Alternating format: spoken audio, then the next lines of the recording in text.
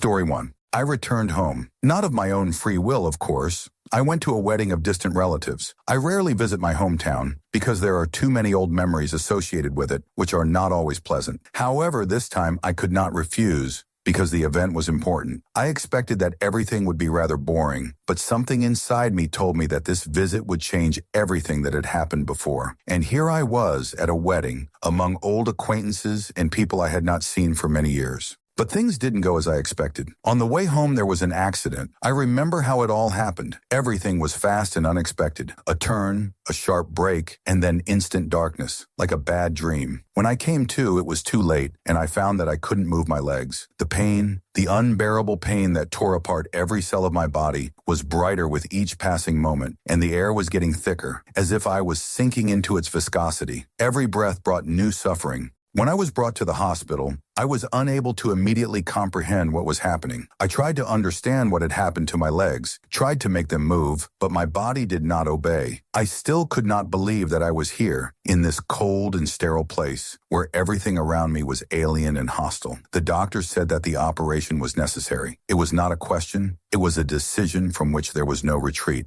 The recovery process was excruciating. I lay in a hospital room, not knowing how to cope with what was happening. Every day I woke up to the same pain. I tried to read, but I couldn't concentrate. Music didn't help me to distract myself. I didn't know what to do with myself in those moments when nothing made my lot easier. Lena came to see me a few days later. She said that I should be grateful that she had come, but I was grateful anyway. In fact, I was not just grateful, I was sincerely glad that she was there. Those days in the hospital had become unbearable. Her visit became a ray of light for me in this dark world of pain and fear. Lena was the one who could comfort me, who could at least brighten up my loneliness and melancholy a little. I often wondered how I would have survived all this without her. I was lying there trying to collect my thoughts when she arrived. Her presence filled the room with something warm and comforting. She sat next to me, chatting about all sorts of nonsense, trying to cheer me up. I loved listening to her voice, which seemed familiar and soothing to me. Even when she was talking about trivial things, I enjoyed listening to her. But something about this meeting was different from before. I knew that she would leave me for a minute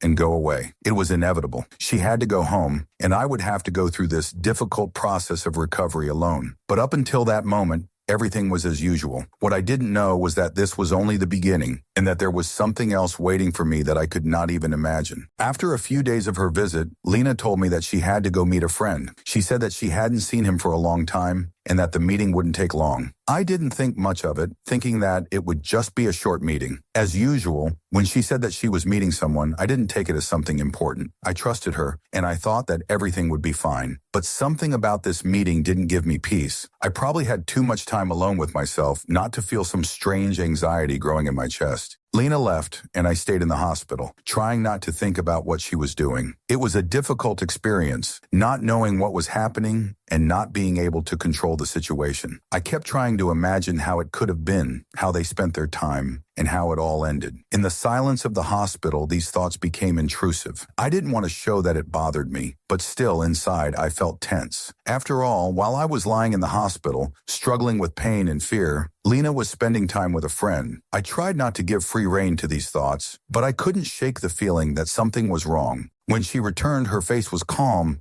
and her voice was neutral. She did not notice how it affected me. I tried to hide my feelings, but it was difficult. The anticipation and pain I had felt merged with these new feelings. I did not know what to do with it. I did not know how to understand what was happening to my own feelings. Everything was so confusing that I could not figure out where my doubts ended and reality began. When Lena returned from her visit, I felt relieved. It seemed that everything had returned to normal. But this was a temporary feeling, which was quickly replaced by a strange anxiety. She was sitting next to me, and everything around was so calm that it even seemed to me that nothing had happened. However, the more I thought about it, the more questions overwhelmed me. At first, I thought that all this was just my fears and doubts, which only aggravated the pain and stress. But the longer I remained alone, the more obsessive the feeling became that something was wrong. Lena said that everything went fine, that she had just talked to a friend, and that was it. But I couldn't shake the feeling that she was hiding something, that perhaps there had been more between them than just a short meeting. And I couldn't shake the thought that she had left me, sick, alone in the hospital to spend time with someone else. It seemed like a small thing, that it didn't matter, but for me at that moment it was important. No matter how hard I tried to convince myself that everything was okay, the anxiety in my heart did not subside. I lay in the hospital alone and helpless, trying to understand why I had such a hard time accepting the situation. Why did I feel so uncomfortable with her dating him? After all, I trusted her. I had no doubts about their friendship. But at the same time, something inside me said that this shouldn't have happened. I didn't know how to explain it, even to myself. Maybe I was too vulnerable because of my illness. Maybe I just didn't want to be alone, to feel forgotten when I was feeling so bad. Maybe it was just jealousy that I couldn't control. All these thoughts are spinning in my head, and I can't get rid of them. I start to replay in my memory every moment when Lena mentioned him. She said that he had become her friend for a long time, that there was nothing between them. But the more I thought about it, the harder it was for me to believe these words. I can't forget how she said that they just met, but for some reason this phrase sounded strange, as if there was something hidden in it. Maybe these are just my fantasies that began to grow in my head, but in this anxiety I could not find peace. I tried telling myself not to worry, but the anxiety wouldn't go away. It wouldn't go away even when I tried to focus on my recovery. I couldn't stop thinking about what had happened while I was in the hospital. What had they talked about? How had she acted? Why would she spend so much time with him if she could come back to me? These questions cut through me like thorns, making me feel like I had somehow lost control. When Lena told me how it all went, I couldn't help but notice how she avoided some details. Maybe it was just my imagination, but it seemed to me that she was avoiding direct answers. She said that she didn't know how to spend her time, and they decided to just go shopping. She bought something for herself, and he waited outside. But how could it be so simple? Why did all these simple things seem so significant to me? I couldn't find an explanation for my own thoughts. There was nothing in her words that would have aroused suspicion, if not for my situation. I was in a hospital bed, helpless and vulnerable. I knew she had done nothing wrong, but that feeling of abandonment I felt when she left did not go away. I could not even call it jealousy because I trust her. It was more a feeling of loneliness when your life seems less important than another person's, when you find yourself in the shadow of their care and attention. My body ached, and I felt my condition becoming part of the bigger picture. The hospital, my health, the uncertainty about the future, and this feeling of emptiness that filled me when she left me alone. I tried to understand myself, but it was impossible. I could not understand what was happening inside me. Why was I so keenly experiencing this event, which at first glance would seem insignificant? Maybe I just needed to relax and accept that she has the right to her life, to her meetings, to her friends. But at the moment when you are going through a difficult test, when your strength is running out, when you are physically dependent on other people, such things begin to seem more painful. After all, if the person who is next to you cannot be with you at this moment, then who will be there when you feel bad? I knew I should be grateful to Lena for supporting me through this difficult time. I understood that for her, all these worries were trivial, but I couldn't shake the feeling that she could have cared a little more about being there. At the time, it seemed an integral part of how I felt, forgotten and helpless. Instead of relaxing, I kept thinking about how Lena was spending time with her friend, and each time this thought became more and more obsessive. Time passed incredibly slowly. I lay in the hospital watching everything that was happening around me. Patients, nurses, doctors, they were all part of this machine that continued to turn despite my personal pain and worries. Each minute dragged on like an hour, and the more I thought about it, the more I felt myself suffocating from unexpressed pain inside. My physical pain after the surgery was only a small part of everything I was experiencing inside. As soon as Lena came back to me, I tried to think about how lucky I was to have her there. I was grateful that she had come, that she had supported me, but at the same time, the feeling of abandonment did not leave me. I kept thinking about what had happened before, about how I was left alone, lying in this hospital room, and thinking that it was more important for her to spend time with someone else. It was not just jealousy, it was an internal conflict that I could not overcome.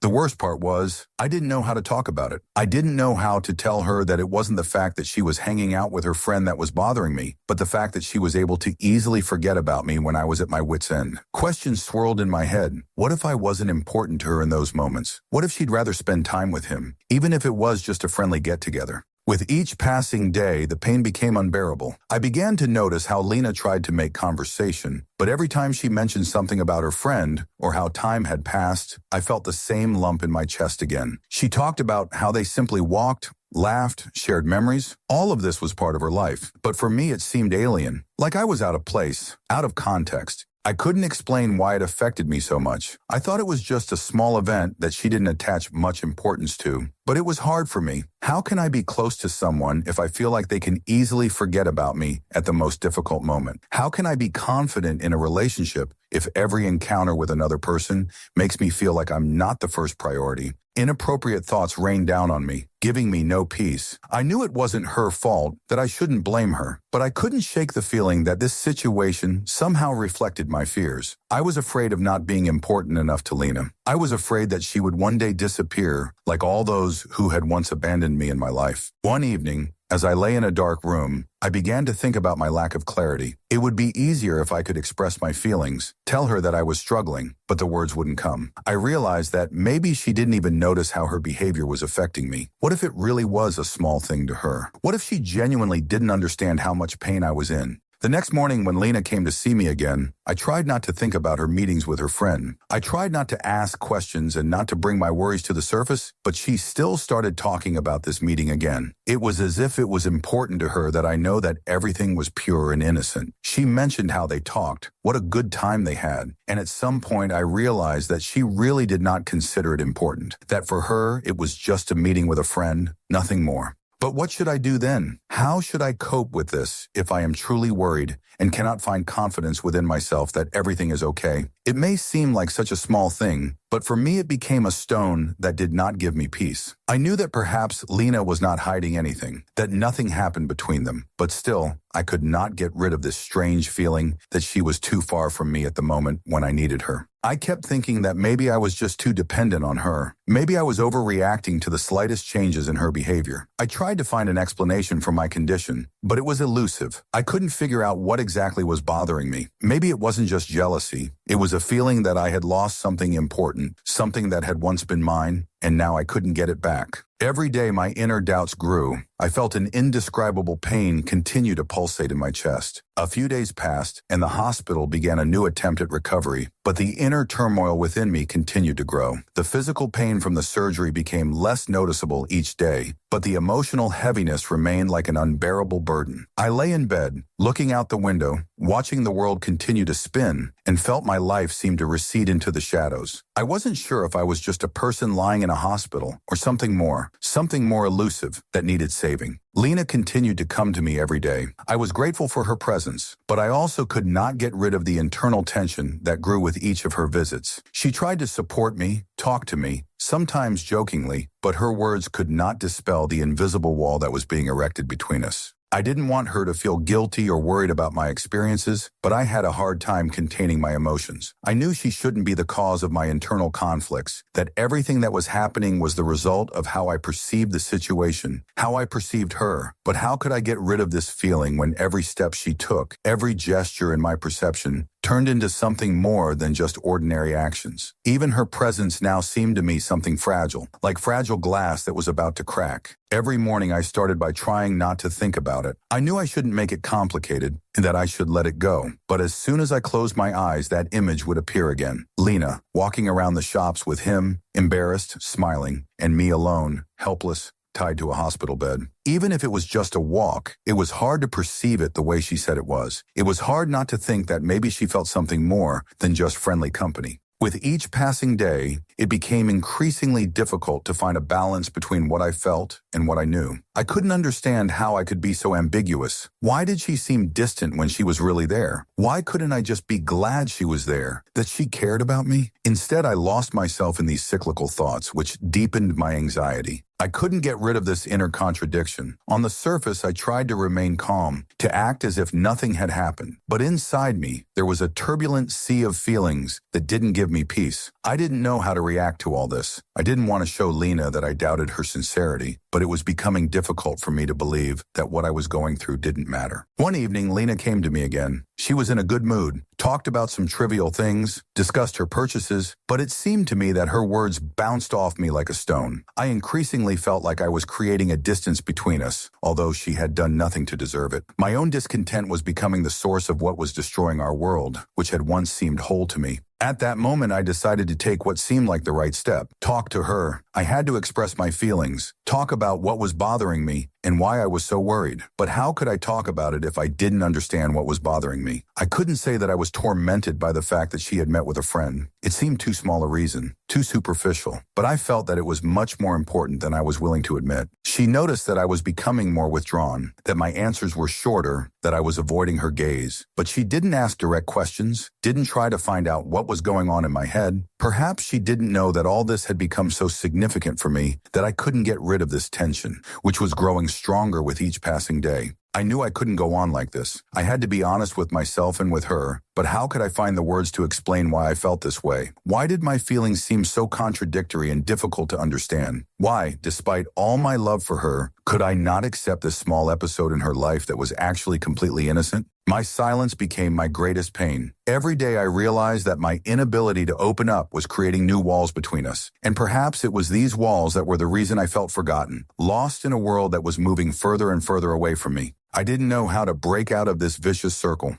Time dragged on, and each day spent in the hospital became more and more difficult. I began to realize that being here was not only a physical ordeal, but also an emotional torment. My worries went so far that I began to doubt what was happening between me and Lena. I tried to control myself, but the internal discord became more and more obvious. Lena continued to show concern, visiting me every day, but the more she was around, the more I felt us drifting apart. She was as attentive as before, but I could no longer enjoy her presence. Every look, every gesture seemed to me to be a sign of something more, something I could not understand or accept. This created a confusion in my head that I did not know how to resolve. One evening when she came to me, I could no longer hide my pain. I wanted to say something, but the words seemed to be stuck in my throat. I saw how she tried to be there, how she did everything to make me feel comfortable. But instead of feeling gratitude, I felt like I was losing something important. Why am I so out of control? Was the question that plagued me. I didn't want to be the kind of person who didn't appreciate support, but it was becoming harder and harder to see her care as something that should calm me down. I felt like I had to figure this out on my own, that it wasn't her fault that I was feeling this way. But the feeling wouldn't go away. It was like a fear of the inevitable. I was afraid that I wouldn't be able to recapture the closeness we had before. I was afraid that this little encounter with a friend was just a sign that she was drifting away, that our relationship was starting to crumble. At that moment, I felt again the same pain that I had been trying to suppress, the fear that I would not be able to return her attention, that she would become a stranger to me, the fear that she would not feel the same as I did. This fear that consumed me was new, unfamiliar. I had never thought I could be so vulnerable. Lena continued to talk about everything that had happened to her over the past few days, and I realized that she had not noticed the changes in my behavior. For her, I remained the person who was nearby, although in reality, completely different processes were happening inside me. I felt as if I was behind a wall, as if I was watching what was happening from afar, unable to stand up and be part of this reality. I thought about how I needed to express my feelings somehow. Couldn't I be honest with her? But what if I couldn't convey my feelings correctly? What if she didn't understand why it was so upsetting to me? What if it seemed ridiculous to her, insignificant? I understood that if I didn't open up to her, the relationship could start to fall apart. It was like a chain that was gradually starting to break. I tried to think what to do about it, but there was only emptiness in my head, which was filled with doubts. I began to wonder what would happen next. If I kept silent and didn't talk to her, what would happen? Would I be able to stay in a relationship where I didn't express how I felt? Would I be able to truly trust her if I couldn't admit how I felt? The fear that I would lose her, that I would lose the connection that had once seemed so strong, grew stronger. I tried to convince myself that it would pass, that I was just stressed out about being in the hospital and unable to move, that none of this was as big a deal as I thought. But the more I tried to reassure myself, the more it seemed like this very uncertainty and fear was becoming the center of my perception. Lena kept coming, and I kept silent. We sat next to each other, but it seemed like an invisible gap had formed between us. It wasn't her fault, but I felt like I was gradually losing myself. I was afraid that if we didn't talk about it, I would lose her in the shadow of my own fears and insecurities.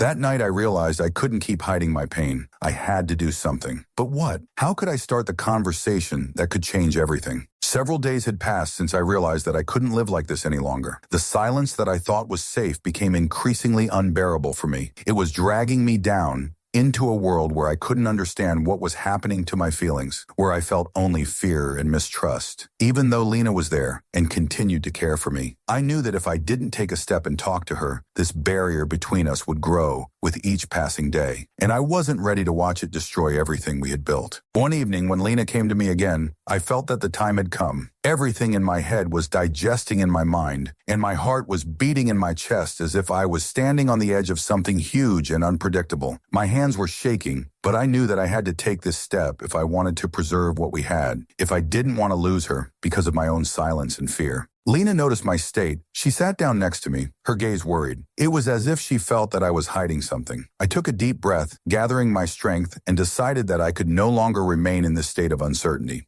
Lena, I need to talk, I said, finally breaking the silence. Her eyes widened in surprise, but she didn't try to interrupt me, didn't ask what exactly I wanted to say. She just waited. I don't know how to say this, but it's hard. I don't understand what's going on. I feel lost. This whole time I was in the hospital, I felt like I couldn't control my emotions anymore. And every time you leave, I can't help but think about you spending time with him. I know it may sound stupid, but I can't shake this feeling, like you're walking away from me and I'm left here alone. I fell silent, feeling my words begin to envelop the space between us. Lena looked at me, and there was something in her gaze that I couldn't immediately understand. It wasn't indignation or irritation. Rather, it was something I could call confusion. I continued, trying to explain. I'm not jealous. I know there's nothing between you. I don't doubt you, but I find it hard to understand why you needed to spend so much time with him while I was in the hospital. I was alone, and I didn't know what you were doing, and that's probably what's hard for me to get over. My words hung in the air, and I felt how hard it was to say them out loud. But at the same time, I felt like I had spoken, and there was no turning back. I waited for her reaction, but she didn't answer right away. She just sat there, silent, as if she was digesting my words. Finally, Lena spoke quietly. I didn't think it was that important to you. You're right, I went shopping and had dinner with him, but it was just time I spent with a friend. I didn't see anything wrong with it. You know I trust you, and I would never do anything to upset you. I listened to her, and I heard sincerity in her voice, but the storm in my soul did not calm down. I still could not get rid of the feeling that I was forgotten. I did not want my emotions to ruin everything, but at some point I realized that I could not continue to remain silent about what was bothering me. I know you didn't mean to hurt me, and I don't want this to be our problem. I just want you to understand that this has been hard for me. I feel like I'm losing you, and it scares me, I said, feeling the words come out hard. Lena was silent again, but this time her gaze was soft, and it seemed to me that she was really beginning to understand. She took my hand and said quietly, I don't want you to feel this way. I'm not leaving you, and I'll always be here for you. But you have to understand that sometimes we all need little breaks and to connect with other people. You're not alone either, and I want you to be able to understand that it doesn't mean I don't appreciate you. I don't know how to explain it, but it was important to me. It doesn't change how I feel about you. Her words consoled me a little, but I still couldn't shake the feeling that something had changed in our relationship. I wasn't sure I'd be able to forget about this episode right away, but maybe with time, I'd be able to accept that such moments are a part of our lives. Neither of us are perfect, and each of us has our own needs, our own fears, our own experiences. I sighed and smiled at her, but there was still some unquenchable anxiety inside me. I still didn't know what would happen next, but at least I had taken a step towards resolution. At least I had said what had been tormenting me for so long. Sitting silently next to each other, we both tried to figure out how to move forward, but at least now I knew we had a chance to talk, a chance to understand each other, and a chance to heal from what had been tormenting me all this time. After that conversation, a lot changed. Everything seemed to stay the same. Lena continued to come to me in the hospital. I continued to recover, and life went on as usual. But something happened inside me. The tension I felt seemed to become less painful, although it did not disappear completely. I finally expressed my feelings, and despite everything I felt, Lena did not turn away. This gave me hope that we could go through everything together, despite our different feelings and experiences. The hospital was becoming less and less like a place where I could just lie and recover. I couldn't shake the feeling that I was being sucked into this place, that I was stuck here, as if in a trap, and my thoughts and feelings began to revolve around what was bothering me. I often thought back to the moment when I first realized that I could lose her. This feeling of fear that haunted me did not leave me even days after our conversation. I understood that for Lena, this meeting with a friend was nothing special, but for me it became something huge and devastating. I was lying in the hospital and my mind was starting to wander. I wondered why my feelings were so complicated, why this situation was eclipsing everything else. Why couldn't I just accept her words, trust her, and let go of my fears. I knew she hadn't done anything wrong, but I couldn't shake the feeling that something was wrong. It wasn't because of what she had done, it was because of me. Because I had perhaps become too attached to an idea of how things should be. I expected her to be there for me in this moment, and when she wasn't, it hurt. I realized that my feelings were my responsibility alone. It was hard to accept, but I knew that at some point I had to learn to let go of control. Lena should not be responsible for my pain. I was the source of this tension, and I needed to find a way to cope with it without blaming her for what was happening. Every morning, Lena would come to me, and we would sit silently next to each other, talking about everything and nothing at the same time. I tried to forget about these feelings, but I needed time. Time to understand that even if our relationship had survived this moment, it didn't mean that everything would be perfect. There were things we needed to understand about each other, things I hadn't realized before, but I was willing to work on it. I knew that we could find a balance, that despite this crisis, there was a chance to come out of it stronger. One day, when Lena came to me with a cup of hot tea, we sat in silence. She always knew how to make everything a little easier. Even when I was in a gloomy mood, she just sat next to me and did not demand quick decisions from me, did not try to speed up my recovery. This was probably her main support, being there, without words, without pressure, and this seemed so valuable to me.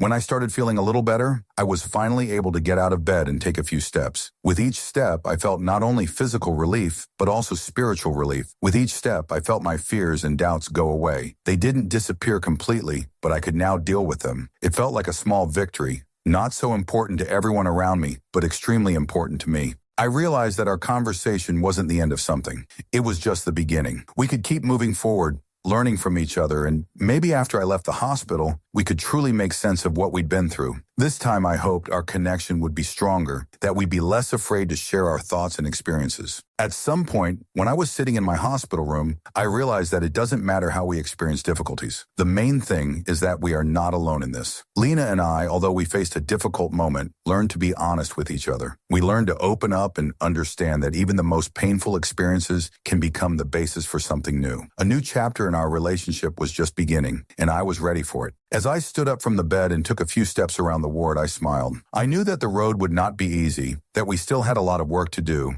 but now I was not afraid of what lay ahead. Because in the end, it was not how we started that mattered to us, but how we would continue, and we would continue together. Story 2. Today marks 2 years since we became a couple. 2 years is not that long, but it is enough to intertwine with each other in small ways, in habits, in looks, in intonations, and even in silence. The morning began like hundreds of others, but there was something special about it. Maybe because I had tuned myself to warmth in advance. I wanted to feel loved and important, and fortunately, that is exactly how it all began. We woke up hugging, stretching lazily, and I felt his hand slide around my waist, as if everything in the world was right, in its place. The day had been simple. Breakfast from what was at hand, a little laughter, spontaneous touches, a slight sense of satisfaction from the fact that we were here. There was nothing grandiose, no gifts, no candlelit dinner, but I didn't want that. It was important to me to be there, just like that, without effort, without a show.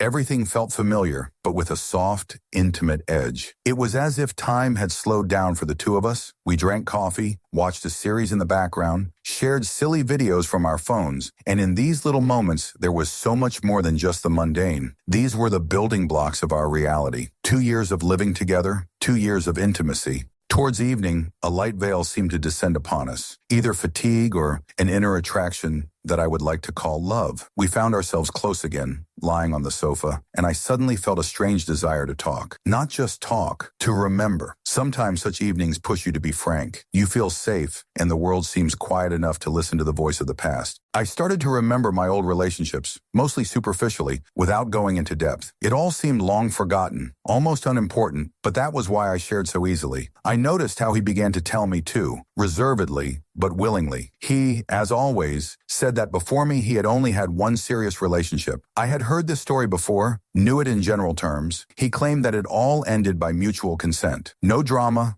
no betrayal, they just didn't work out. Back then, earlier, I accepted it as a fact. But today I wanted more. Maybe because I wanted to feel that we were talking for real, without filters, like adults who knew the value of the truth. When he spoke a little more quietly, I immediately sensed that there was something more behind it. Something he didn't want to say. But he continued, although I could feel how difficult it was for him. And with each phrase, a crack seemed to spread between us. Thin, almost invisible, but noticeable. He admitted that he had cheated on that girl. It happened after some party, when he got drunk and went home with someone, a man. He said that he immediately told his girlfriend about it the next morning, that he didn't hide the fact that he was devastated. I listened and couldn't figure out what was stronger in me at that moment, numbness or disappointment. It was as if I had suddenly been shown a photograph of a familiar place, taken from a different angle, and I saw something I hadn't noticed before. It wasn't my action. Not my fault, not my story, but the knowledge that the person I loved was capable of such a thing, even if before me, plunged me into a strange silence inside. I didn't scream, didn't cry, didn't leave. I just listened, and with each passing second, something inside me was slipping away, like ice under my feet beginning to crack. What hurt the most was that he hadn't told me about it before. Not in detail, no, just in principle. I've always said how sensitive I am to betrayal, that for me it's not just a mistake, but a blow. He knew, and still kept quiet. And now I found out not because he wanted to be honest, but because I pulled it out of him like a needle from his own skin, accidentally, almost by force, and that thought hurt me.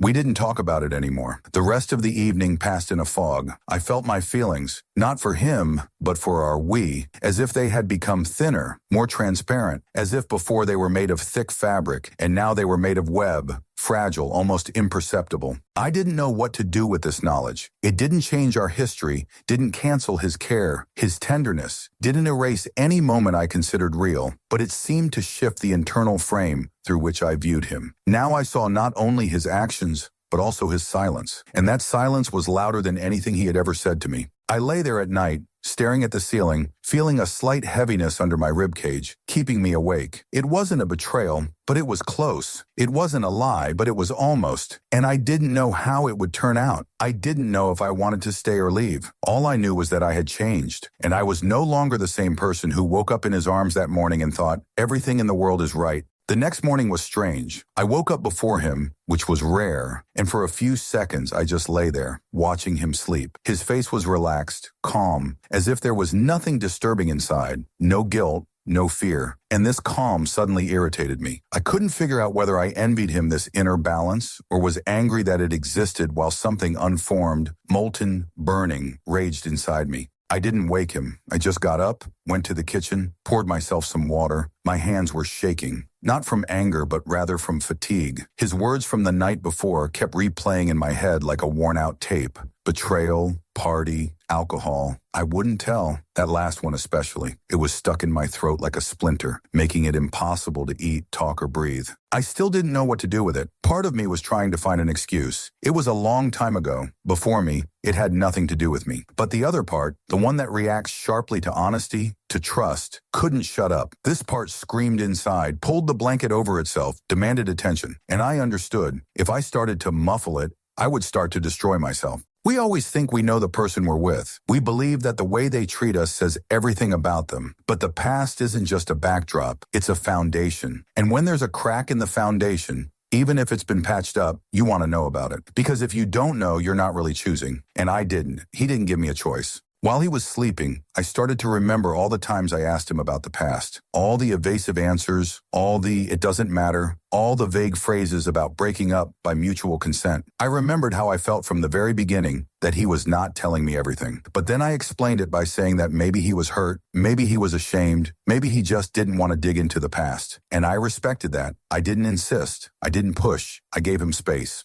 But now I felt like he was using that space to hide what he considered compromising information from me. He was betting that the truth would never come out, and that was the worst part. Not the fact of betrayal, not the act itself, but the choice to remain silent. When he woke up, I was already in the other room. I heard his footsteps, the water running in the bathroom, the refrigerator door opening. He was acting like he always did, as if yesterday's conversation had never happened. And there was another drop of pain in that. He didn't feel that anything had changed, or didn't want to feel it, and I couldn't be the same anymore. I spent the entire day in a fuzzy state, as if I was on autopilot. The same words were in my head, over and over again. I tried to think about them, to digest them, but they still remained a foreign body inside me. And every time I recalled his confession, I was overcome by a dual feeling. On the one hand, relief from the truth. On the other, bitterness from the way it was revealed. In the evening, we were together again. TV, dinner, phones in hand. I pretended that everything was normal. I laughed where I needed to laugh. I nodded in the right places, and still I felt I was playing a role. The role of a girl who doesn't get hurt, a girl who copes, a girl who can forgive. But deep down I knew I didn't forgive. I hadn't even decided if I wanted to forgive. Sometimes trust doesn't suddenly break. It dies slowly. Not with a loud betrayal, but with a small splinter-like thing that stays inside you and hurts every time you want to touch something important. I felt that trust cracking inside me, not towards him as a person, but towards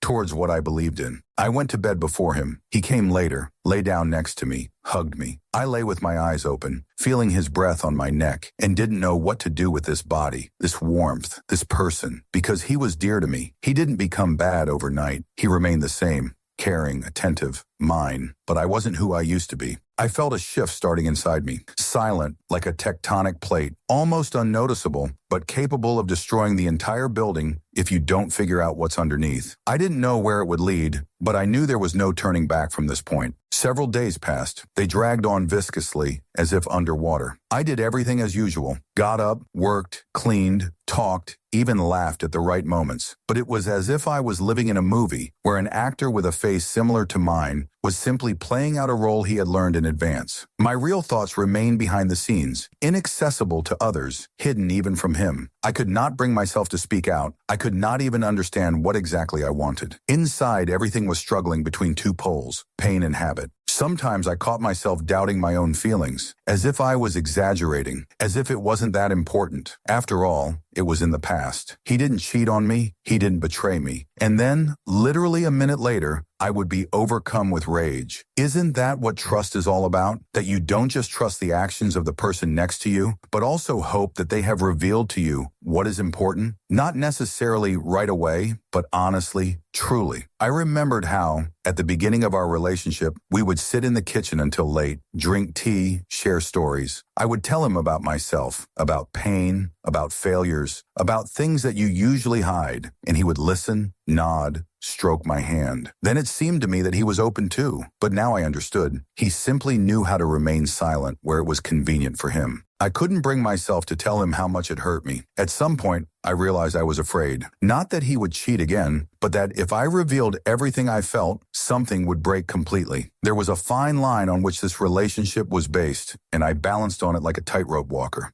One step to the side and everything would collapse. With each passing day, I began to notice how my manner of being around him had changed. I became wary. I caught myself not asking too many questions. I listened, but didn't comment. I hugged, but not so tightly. My body seemed to resist this closeness, even when my soul wanted to return it. My gaze became different. My reactions were slower. My words were more reserved. It seemed to me that I was building a wall between us again, the same one that he had been tearing down for 2 years to be close. Only now I wasn't sure if I wanted him to break it down again. One day I went for a walk alone, just walked out without a destination, without a route. I walked down the streets past people who knew nothing about me. It was strangely calming to be a nobody, not to be his girlfriend, not to be part of a couple, not to be strong, just a person walking alone. I looked at the shop windows, at the faces of passers-by, at the leaves stuck to the asphalt after the rain. It all seemed more real than what was happening at home. The world did not know that I was experiencing betrayal. The world just moved on.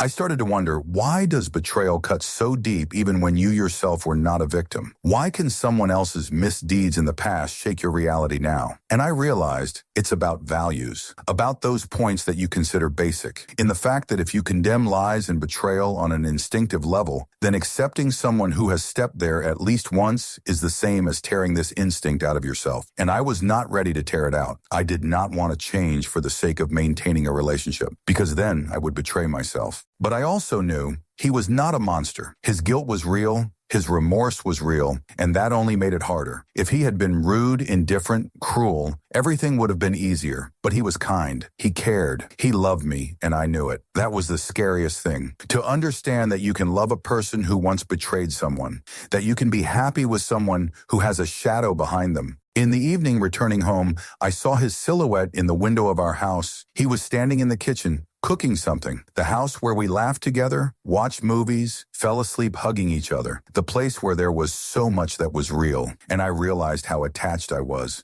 not just to him, but to us, to our history, to the memories, to the rituals, to the little things that became the basis of my everyday life. But now it was all on shaky ground. I didn't know if it would hold. I didn't know if I wanted to try to rebuild. All I knew was that I was tired of pretending everything was okay, and the next time he held me, I might not pull away. Maybe I'd allow myself to be honest, not for him, but for me. I don't remember the exact moment I made the decision to stay. There was no dramatic morning with a cup of coffee, an inspiring book, or advice from a friend. It all happened somehow imperceptibly. I just woke up one morning and realized that I was still here, in this apartment, in this relationship, with these memories, with this person. I was still with him, although every night I fell asleep staring at the ceiling, unwinding a tangle of thoughts that never led me to a definitive answer. I didn't forgive. I was just tired of fighting with myself. I was tired of feeling suspended, tired of asking myself every day, what if he had told me sooner? Or, why then? Why didn't he confide in me? These thoughts became like the ticking of a clock, unbearably loud when the house was too quiet. I couldn't afford to be on edge anymore, so I just stopped asking. Not because they went away, but because there was no escape from them, and I decided to at least pretend. He must have felt it. My attempt at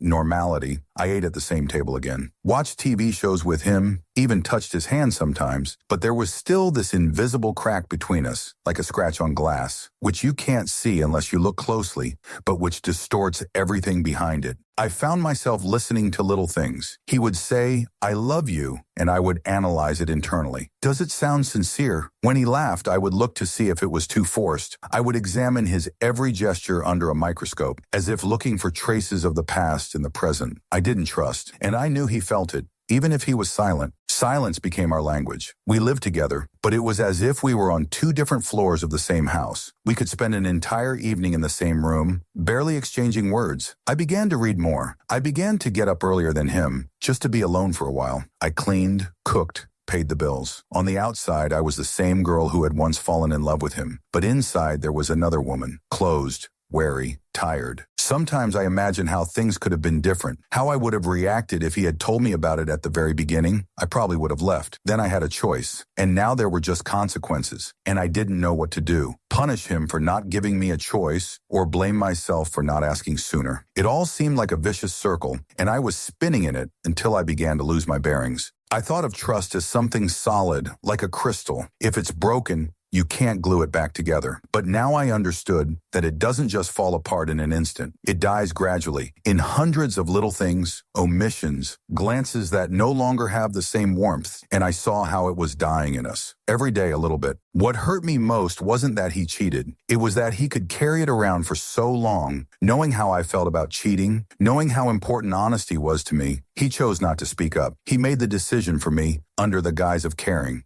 But I didn't ask for protection. I asked for the truth, even if it hurt. There was something humiliating about finding out about this only after 2 years of dating. It was as if I had been building a house on shaky ground all this time, and only now I noticed that the foundation was cracked. And even if he says he regrets it, even if he swears it will never happen again, the crack is already there. I see it every time he kisses my forehead, every time he says he loves me, every time he holds my hand. I began to feel not next to him, but next to my fear. Fear that he was capable of betrayal. Fear that one day he would not tell me something again. Fear that in a moment of weakness, he would choose not me again. This fear did not scream. It just sat next to me quietly, confidently, and reminded me of itself every day. Sometimes I wanted to scream, throw a fit, say everything that was inside, let him see how much it affected me. But I couldn't. I wasn't like that. I preferred to withdraw into myself, to close myself off, to turn into ice. It was my way of protecting myself, and maybe it wasn't entirely fair either. But I just didn't know any other way. How to be with someone you still love but can't see in the same way anymore. Sometimes it seemed to me that I was betraying myself by staying with him, that it was weakness to cling to an illusion, to the remnants of feelings. And sometimes, on the contrary,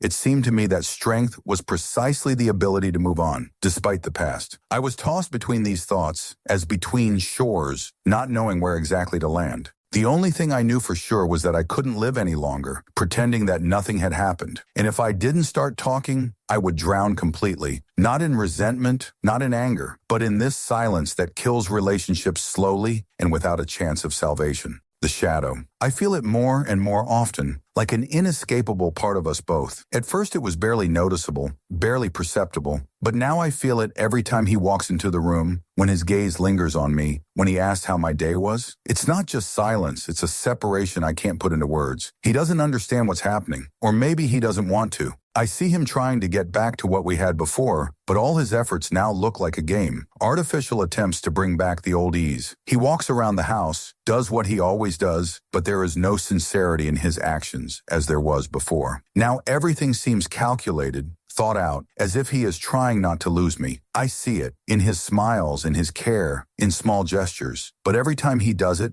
I feel how this shadow goes deeper. He is afraid of it, I know, and I am afraid that one day it will swallow us up. I don't have the words to describe it. It's not just a loss of trust. It's not a fear of the future. It's a pain that changes the way we perceive every interaction, every look, every touch. And although he doesn't say it, I know how he feels. He doesn't know what to do. He's trying to fix a mistake that has proven to be unfixable. I can't shake the feeling that I'm at a crossroads. One path leads to continuing, to staying and working on what we have. The other leads to leaving, to breaking up, to a painful but honest ending. And as much as I want to choose the first path, I can't bring myself to believe that it will lead us to something real. In an attempt to smooth over the breakup, he hides the truth more and more. He avoids talking. He's afraid. And I'm afraid too. We're both afraid. I remember the night we started this conversation, when I insisted on the truth, the moment it all came out. I remember the look on his face when he told me he cheated. He was confused. He didn't want me to know what he'd done. And even though his words were full of remorse, I couldn't forget one thing. He hadn't told me about it before. He didn't think it was necessary to tell me. He thought he could do without it. And now I live with it, and so does he. And nothing can bring back what was lost. I often find myself thinking that maybe it would have been easier for me if he had just confessed to me earlier. If he had been honest about his mistake from the very beginning. I don't know what I would have done then. Maybe I would have left. Maybe I wouldn't. But I didn't get that opportunity. I didn't get a choice. Now I feel like I'm stuck in a time that's alien to me. We continue to live together as two people who pretend that everything is fine, but inside everything is falling apart. He asks for forgiveness, tries to somehow compensate, but I don't know what to do with it. I don't know what to say to him when he asks,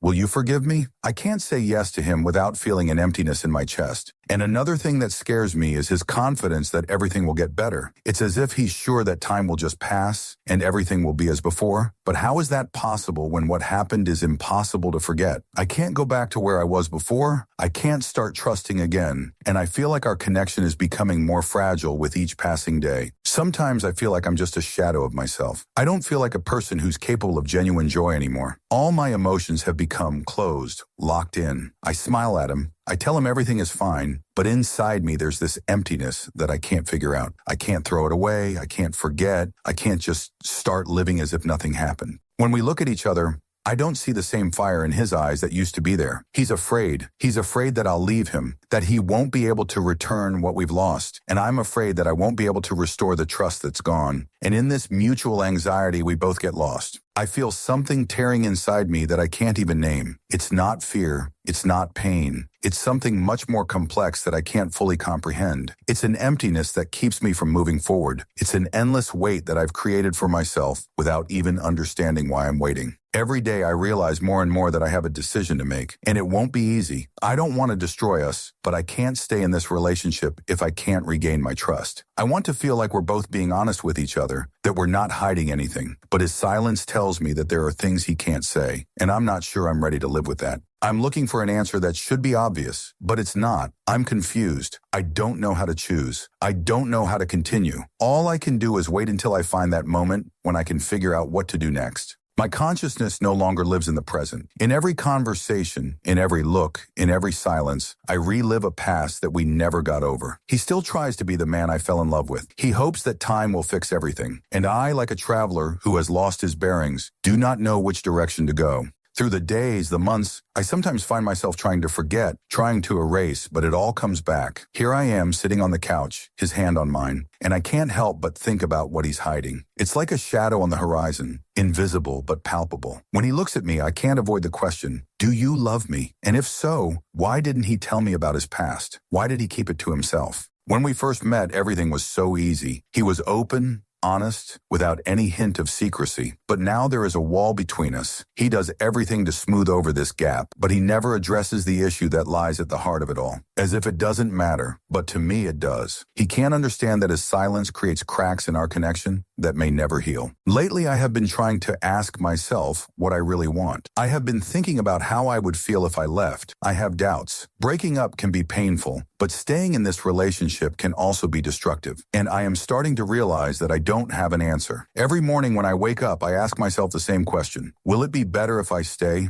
And every time I answer yes, I feel empty. It's not that I don't love him. I do. But love feels like a heavy burden now, not like wings that carry me to the sky. I don't know how it got this way. I don't know what broke me. Maybe it was his silence, or the way he couldn't tell me the truth when it mattered. I doubt him now. I doubt myself. I doubt what we're building. Once again, he asks how my day was, and I tell him everything is fine. He smiles, and I see hope in his eyes. But what if I tell him the truth? What if I tell him I'm not sure I can go on? What if he doesn't understand that this is more than just a hurt feeling for me? This isn't just disappointment, it's destruction, and I'm not sure I can fix it. My sense of loss is building up, and I'm starting to notice it's showing up in different aspects of my life. I can no longer enjoy the things that used to bring me joy. Even a simple walk in the park now feels meaningless. I'm starting to question every part of my life, and my relationship with him is becoming a mirror of all my fears and insecurities. Today after dinner, he tried to talk. His voice was quiet but confident. He said he was ready to do anything to get back what we had. I looked at him, and at that moment I was scared. I didn't know what to say. I knew I could leave, that I could choose a path without him, but I couldn't imagine what it would be like to leave him. We had so many good moments, and I couldn't just erase them. But so what? How can you stay if that feeling of trust is gone? I feel myself drifting away, not just from him, but from myself. I don't know who I am when I look at him. He's still the same, but I'm not the same, and he probably feels it too,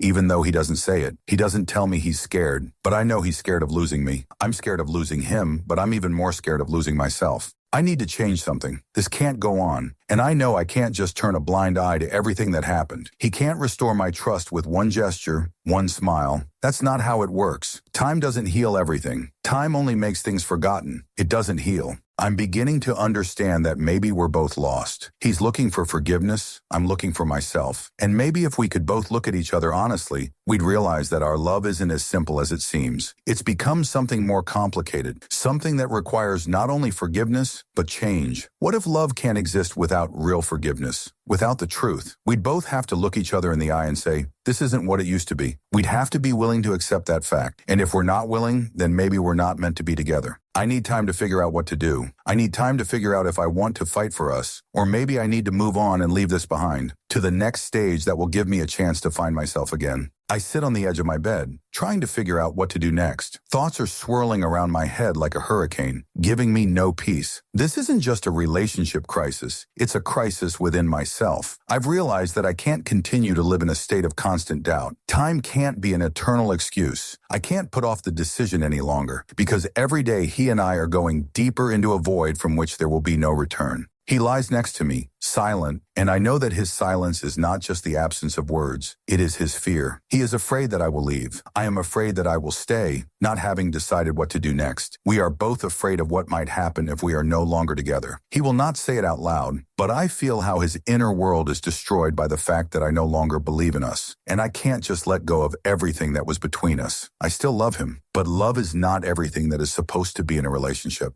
Every day I am more and more convinced that I need to rethink everything. I once believed that feelings and love are all that is needed to save a relationship, but now I understand that if there is no trust, no honesty, then nothing will happen. We cannot be happy, even if we really want it. Without truth, without openness, we simply exist next to each other, like two people who have lost their way, but have not yet decided to go their separate ways. Today we were silent for a long time. He tried to be close, but in this silence I felt the growing distance between us. We were both captive to our feelings, but neither of us could move from the spot. I could not wait any longer. I could not continue to live in a state of uncertainty, in that space where everything seems possible, but nothing happens. I had so many questions that remained unanswered. Finally, I made up my mind. At some point, I realized that I couldn't sit and wait any longer, hoping for a miracle. I had to talk to him. There was no point in continuing if I I couldn't trust him. I couldn't build a relationship on lies and omissions, even if it hurt me. It would be honest not only with him, but with myself as well. I didn't want to continue in the state I was in now, and if we weren't meant to be together, then I had to accept it. I turned to him, but he noticed that something was wrong. He started to say something like, "Everything will be fine," but I immediately interrupted him. "We need to talk," I said, not knowing what would come of it. Everything inside me was screaming, but I was calmer than ever. "About what?" His voice was wary. He didn't know what to expect. "About us. About what's going on." I spoke calmly, but inside I was clenching with anticipation of what I would say next. "I can't continue unless I have confidence in you. You said you were sorry, but that doesn't change what you were hiding from me. We both know I can't live with this anymore." He was silent, and I saw his face change. Fear, confusion, then resentment, but I couldn't stop. "I love you," I continued, "but I can't ignore what you didn't tell me. I can't continue to be with a person I don't trust. It ruins everything." He looked at me with a look that hurt. I saw his struggle with himself, but it was hard for me to even empathize. I had waited too long, hoping that everything would fix itself, that love and time would heal everything. But I realized that I had to move on. Otherwise, I would lose myself. Desperation appeared in his eyes, and he said quietly, "You're right, I can't fix it. But I hope that one day you can understand. I love you. I want to be with you, and it hurts me that I ruined everything." I looked at him and suddenly realized that I couldn't leave this for the future any longer. If we continued without resolving this conflict, we would be stuck in the same place, not moving forward. And I didn't want that. "I don't know what's going to happen next," I replied, "but I can't go on like this. I hope you understand that this isn't about you. It's about me. I have to go my own way. We both deserve something better." He was silent, and I could feel his pain, but it didn't change my decision. I knew we had to go our separate ways so that each of us could find ourselves again, to understand again what we wanted from life, from love, from everything. I stood up and walked toward the door, feeling my feet pounding the floor. With every step I took, I knew this was the end, but it was the end I had chosen. I wasn't sure if this was the right decision, but I knew there was no other way. I couldn't move on without leaving behind the things that were destroying me from the inside. When I came out, I took a step into the unknown, but now I understood that this was the only way I could find inner freedom. Story 3. They say that your own wedding day feels like a dream. Everything happens too fast, too vividly, as if you are being carried along by a stream, and you don't even have time to understand how you ended up in it. For me, this day began not with excitement, not with joy, but with the usual rush. I always put everything off until the last minute. The alarm rang at 7 in the morning, and I turned it off, confident that I had plenty of time. An hour later, my mother was banging on the door, reminding me that the bride's family was already approaching, and I was still in my pajamas, unshaven, and still not having realized that something irreversible was going to happen in my life today. I sat in front of the mirror, trimmer in hand, looking at my face, tired, a little wrinkled from sleep, and with a 3-month beard that I had once started growing on a whim and then simply forgot to shave. My future wife didn't like it. She said it was annoying. It was in the way it made me look older. I laughed it off, as always. But today was her day. Today everything had to be perfect. So I ran the trimmer down my cheek, watching the thick, dark hair fall into the sink. With each movement, it was as if I was shedding a layer of the past. Months of inaction and habits that seemed harmless to me, but were irritating to her. My mother rushed around the house as if she had 1,000 energies. Despite her age, she knew no peace. Having lost my father when I was only 15, she gritted her teeth and moved forward, worked, fought, survived. She always wanted me to become a man she could rely on, a man like my father was. I can't say that I fully lived up to her dreams, but I tried. My whole life. I graduated from a good university, got a job at a reputable company, rose to a management position, bought her a house. She deserved it. Everything I am is the result of her stubbornness and love. But underneath all this desire to be worthy of her son, there was fear. Fear of not living up to expectations. Fear of making a choice that would not please her. Perhaps it was this fear that played a key role in my life, in who I fell in love with, and who I decided to marry. Although deep down, I knew there was a huge gap between these two women. The one who stood at the altar and the one whose eyes I still dream of at night. I was not a stranger to love. No, I loved deeply, painfully. And it was not the kind of love that flares up in an evening and then fades the next morning. It was slow, thorough, like strong tea at an Indian bazaar. We met when we were young, naive, open to the world. We both came to the company for an internship, me with a typical self-confident look, and she, quiet, withdrawn, from a traditional Hindu family. She hardly spoke to me at first. She just nodded or smiled slightly. But in those smiles, I saw something that made me not retreat. Over time, she opened up, and our friendship became the soil from which something more grew. I still remember the day when I first felt something more for her. I was telling her about my father, about his death, and she was silent, just listening. And then she hugged me so tightly, as if we were connected not by days but by lives. Then I realized that there was more care in that silence than in hundreds of words. And I fell in love, in her eyes, pure, bright, like the sky before a storm, in her voice, slightly colored by an accent, in the way her hair touched her face when she laughed. Our relationship was a quiet refuge in a noisy world. We worked, grew, argued, made peace, dreamed. 6 months later, we confessed our feelings to each other, and 2 years later, we started talking about marriage. But love has enemies, not only distance and betrayal, but also beliefs, fears, traditions. We were from different worlds. She was from a family where religion was not just a part of life, but its foundation. I was from a family where a mother raised her son alone and dreamed that he would one day create a family that would be correct by her standards. When we told our parents, everything collapsed. My mother accepted it with icy silence. Her gaze was not angry, but disappointed. She did not shout, did not forbid. She simply closed herself off, and that was worse. I tried to fight, convince, beg. Then I began to look for compromises. I suggested that Sakshi accept Islam, formally only on paper, to calm my mother. But for her, it was unthinkable. She could not renounce what was her essence. I do not blame her. Even then, I did not blame her. I just knew, if I continue to insist, I will lose her. If I refuse, I will lose my mother. And I made a choice. I can't say it was the right one. I can't say it was the best one, but it was my choice. A year later, I met a girl my mother approved of. We weren't passionate lovers. We weren't even real friends, but we respected each other. She was kind, caring, well-mannered. My mother approved of her right away, and gradually I convinced myself that love isn't everything, that respect, stability, and harmony are more important. I became a good son, but I stopped being a man in love. Today is the day when this choice will be final. I will marry a girl who wants children from me, a quiet life and stability, a girl with whom I have never had verbal battles over religion, culture, borders. She will accept my mother as her own. She will not make me choose, because she has already been chosen. I stand in front of the mirror, run my finger down my smooth cheek, look at myself, 30 years old. My suit is ready, flowers are ordered, my mother is happy, everything is in place, everything except one thing, my love. But today I will not allow myself to think about it. Today I'm getting married. The ceremony was supposed to start at 4, but I arrived a little earlier. The habit of arriving early is almost the only thing that has remained with me since the time when my father taught me not to be the one who is expected. I wonder who is waiting for me today. The woman who will become my wife, the guests who have gathered for the sake of decency, or myself confused in my own thoughts.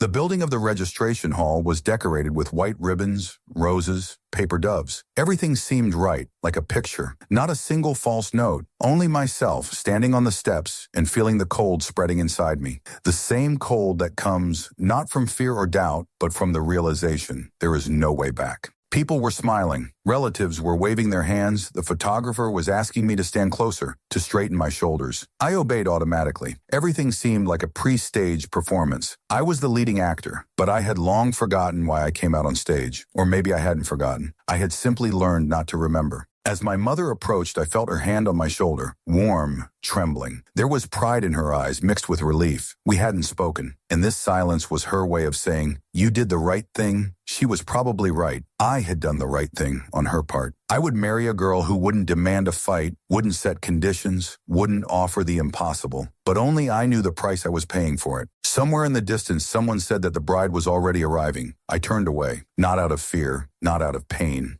I just knew that if I met her gaze now, everything would collapse, because that gaze would not be hers, not the one I still carried inside me. Sakshi was not only my first love, she was my mirror, my reflection, my quiet assurance that there was room in the world to be myself. With her, I didn't have to pretend. I didn't have to be a good son, a model worker, a mature man. I could be vulnerable, weak, stupid, and still feel loved. We didn't make plans. We didn't live for the sake of it. We were just together, and that was enough. I remember she came up to me and took my hand. Her fingers were shaking, maybe from excitement, maybe from the cold of the air conditioner, or maybe she felt the same as I did. Something was wrong. Something inside both of us knew we were standing on the wrong threshold, but we went anyway. The registrant began to read the text. I listened to the words as if through water. "Do you agree? Do you promise?" I nodded. I smiled. I said yes because it was necessary, because it was decided so, because otherwise, war, disappointment, loneliness.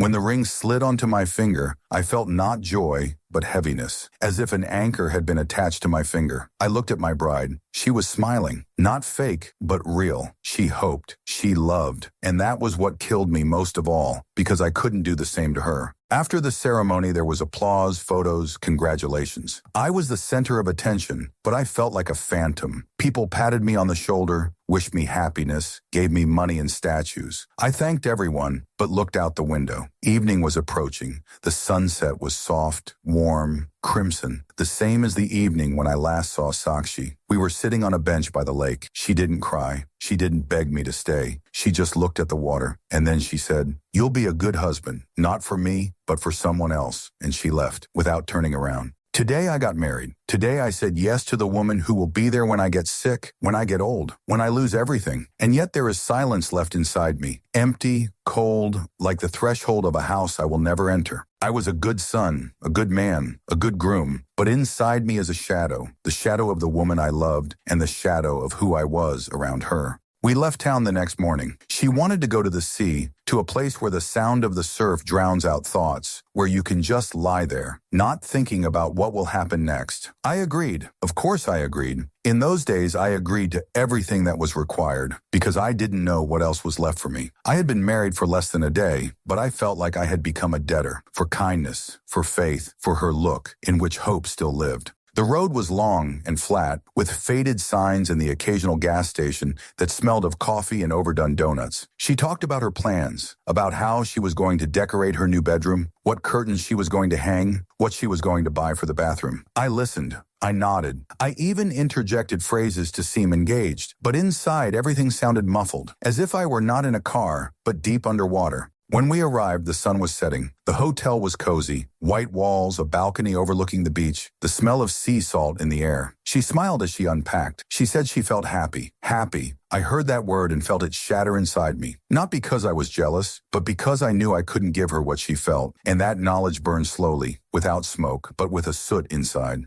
We went down to the sea. The sand was warm, the water was gentle. She took my hand, and I thought how strange it is to hold someone's palm when in your thoughts you are touching another. I did not look for this comparison. It came by itself. Every gesture of hers reminded me of Sakshi, not because she was worse, but because she was not her, and no closeness could change that. I couldn't sleep that night. Her breathing was even and calm next to me. She slept with her head turned towards me, as if she believed that everything was fine. I lay there looking at the ceiling, listening to the surf coming from the street. I closed my eyes and remembered how Sakshi and I once spent the night in a tent on the beach. She laughed at me for not knowing how to put up pegs. We ate noodles from packets, wrapped ourselves in one sleeping bag, and built sandcastles, as if we were 10 again. These were simple things, no fancy hotels, no Instagrammable views, no hashtags, just us, just life without decorations. And maybe that's why it was so real. On the third day of our honeymoon, we went on an excursion. A boat, other couples, a guide with tan skin and a rough voice. Everyone was smiling, taking photos, laughing. I watched them as if I was watching a movie, as if all this was happening in another world. Not to me, not for me.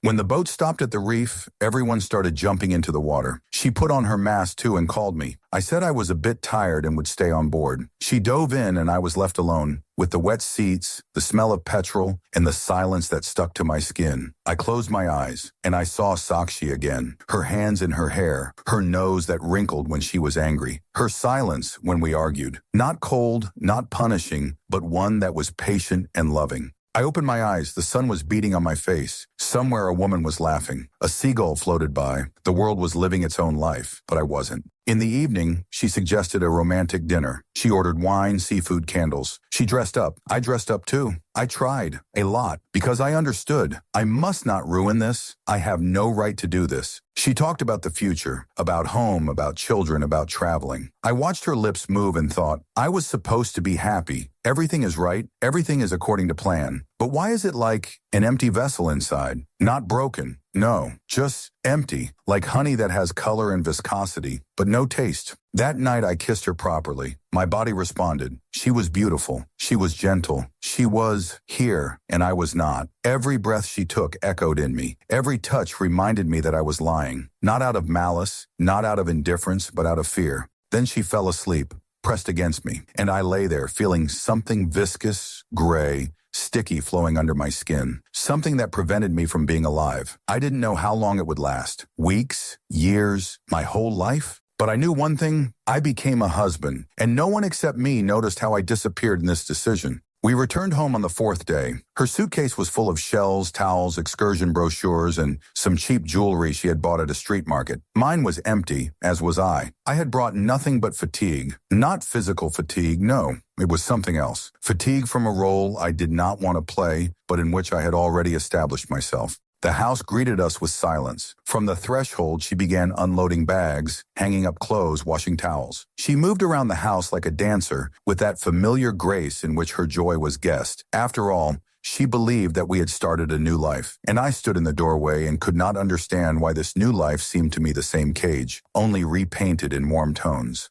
The next morning she went to the store. I stayed home, made coffee, wandered around the rooms, looked out the window. The yard was the same, old maples, a parked car, a neighbor's lonely cat, but it was as if I wasn't there, as if I had died and my body simply continued its routine. I walked into our bedroom. The bed was neatly made, the pillows were in 2 rows, her hairbrush was on the nightstand. Everything was in its place. Everything was just the way she liked it. I ran my hand over the bedspread and suddenly realized that I wasn't missing Sakshi. No, I was missing myself next to her, the person I was. Spontaneous, in love, naive. And here in this house, I felt like an archive, no longer relevant, but still preserved. I pulled out an old shoebox. There were photographs in it, not Sakshi's, not ours, just photos of friends, family, old trips. In some, I was very young, in others. Before this love, before the pain, before marriage, I looked into my own eyes in the pictures and tried to figure out when I started to lose myself. At what point did I become a stranger to myself? She returned late in the afternoon. She brought food, a new tablecloth, a jar of olives, and laughter. She twittered like a bird, and there was a cruelty in her lightness, unintentional but painful. I didn't blame her. After all, she was just living the way she knew how. And I was playing the happy husband.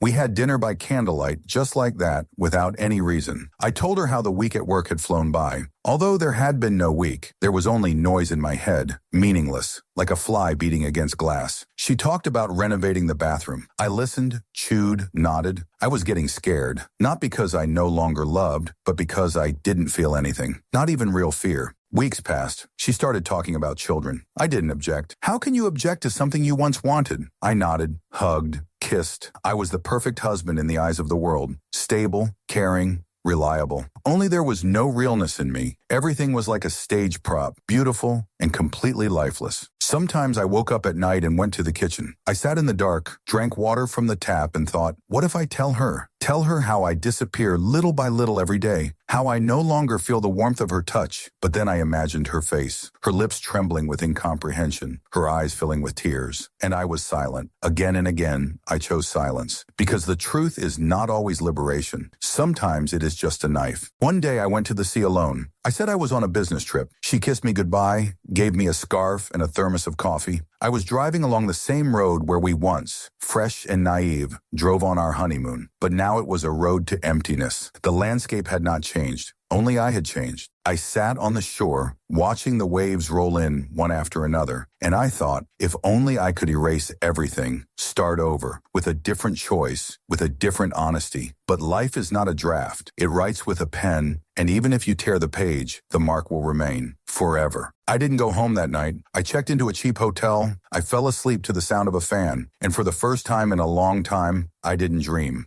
I returned on the third day. She greeted me with relief, as if her entire inner world depended on my return. I saw anxiety in her eyes, quickly hidden behind a smile, but too familiar to miss. I hugged her mechanically, like a person who knows that a gesture is expected of him, but no longer remembers why it is needed. Nothing had changed in the house. Everything was where I had left it. There were pictures of us on the walls, smiles, hugs, holiday parties, trips, cakes with candles, gifts. I looked at them as if they were pictures of other people. Those two were not us. They were versions of us that had not yet been tainted by disappointment, by trying to save something that had long since cracked. The lie we called love. She started talking about the future more and more. She spoke with such confidence, as if we had some kind of plan, as if everything was going according to plan, as if I didn't wake up at night in a cold sweat, imagining how everything would fall apart, as if my heart hadn't been silent for months looking at her. I stopped writing music. The strings on my guitar were covered in dust. I used to play for her, in the evenings, in the kitchen, in bed when she fell asleep. And then I stopped. The music no longer sounded. Not because I fell out of love, but because everything inside became empty.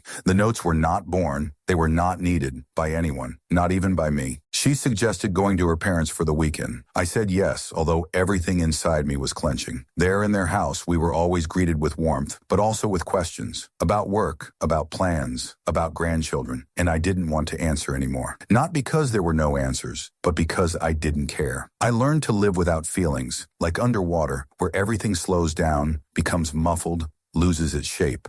Their house smelled of cinnamon and old books. Her father told stories over dinner. Her mother set the table like we were the happiest couple. And I smiled, played, looked at her and tried to remember. When was the last time I truly admired her? Not out of habit, not out of gratitude, but truly so that it took my breath away. On the way back, she held my hand. Her fingers were warm, alive. She was telling me about a new recipe she wanted to try, and I was looking at the road and imagining what would happen if I turned the wheel to the side, just abruptly without warning. Not out of a desire to die, but out of a desire to feel something. It was raining in the city. We returned late. She fell asleep right away, curled up in a ball as always. I lay next to her, but I couldn't close my eyes. The clock was ticking. The streets were whispering through the open window. I got up, went out onto the balcony, lit a cigarette. I hadn't smoked for a long time. I quit for her, but that night I needed at least something to remind me that I was still alive. I thought more and more about leaving, not in a rush, not with a shout, but quietly. Pack my things early in the morning, leave a note, go to another city, start over, without explanations, without malice, simply because sometimes love ends, like milk in the refrigerator. At first you don't notice it,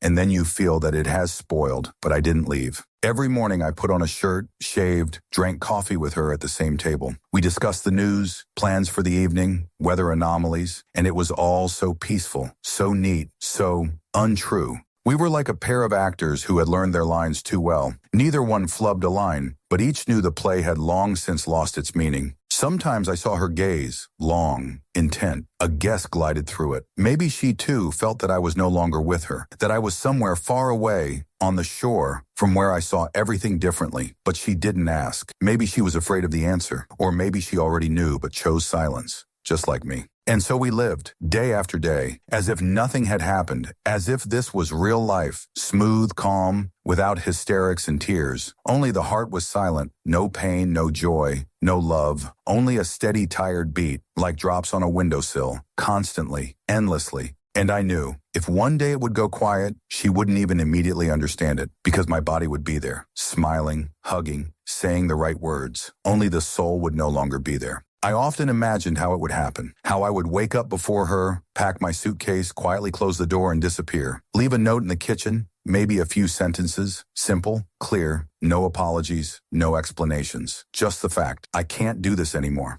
But the morning began the same way again, her breathing nearby, rustling outside the window, the clink of cups in the kitchen. And again I was here, with her, in this house, where my things were laid out on the shelves, but my eye had long been somewhere else. I walked through the rooms looking at familiar corners, at framed photographs. In one, we were on the seashore. I was holding her by the waist, and she was laughing so loudly that it seemed the sky was getting brighter. I really felt alive then. I still wanted to hold her, kiss her, build a future with her, but that was a long time ago. And that man in the photograph is not me, not now. I don't know when everything changed. There wasn't one big explosion. It just started to fade, like a fire that you didn't notice was dying down. You still believe there's warmth, but you stretch out your hands and realize there's only ashes. I remember waking up one day and realizing I didn't miss her. I'd been on a 3-day business trip, and during that entire time, I never once thought I wanted to go back. I didn't yearn. I didn't count the hours. I dined alone, slept in a hotel, walked along the embankment, and I felt relief, not freedom, not joy, but the absence of heaviness. When I returned, she rushed to me, hugged me, as if an eternity had passed, and I felt only cold, not from her, from myself, as if I no longer knew how to be with someone, or maybe no longer wanted to. I tried, honestly. I knew you can't just disappear from the life of someone who loved you. I cooked breakfast, laughed at the right times, gave gifts for no reason, but these were gestures without content, automation, as if I was playing someone else's role, without text, without motivation. Only the suit remained. Sometimes she caught my gaze. There was probably already a farewell in it, but she pretended not to notice, as if you close your eyes, everything will disappear, like children who cover their heads with a blanket to hide from a monster. Only the monster was inside me. I started coming home later, staying late at work, driving in circles around the neighborhood, just to delay the moment of entering the apartment, so as not to hear her steps in the hallway, not to feel her anticipation. I was ashamed, not because I was losing her, but because I was still close when I had long since left inside. One day I stayed in the car at the entrance. An hour, maybe two, I sat in the dark, listening to the drops hitting the glass. I thought, what if I don't go in? Just leave,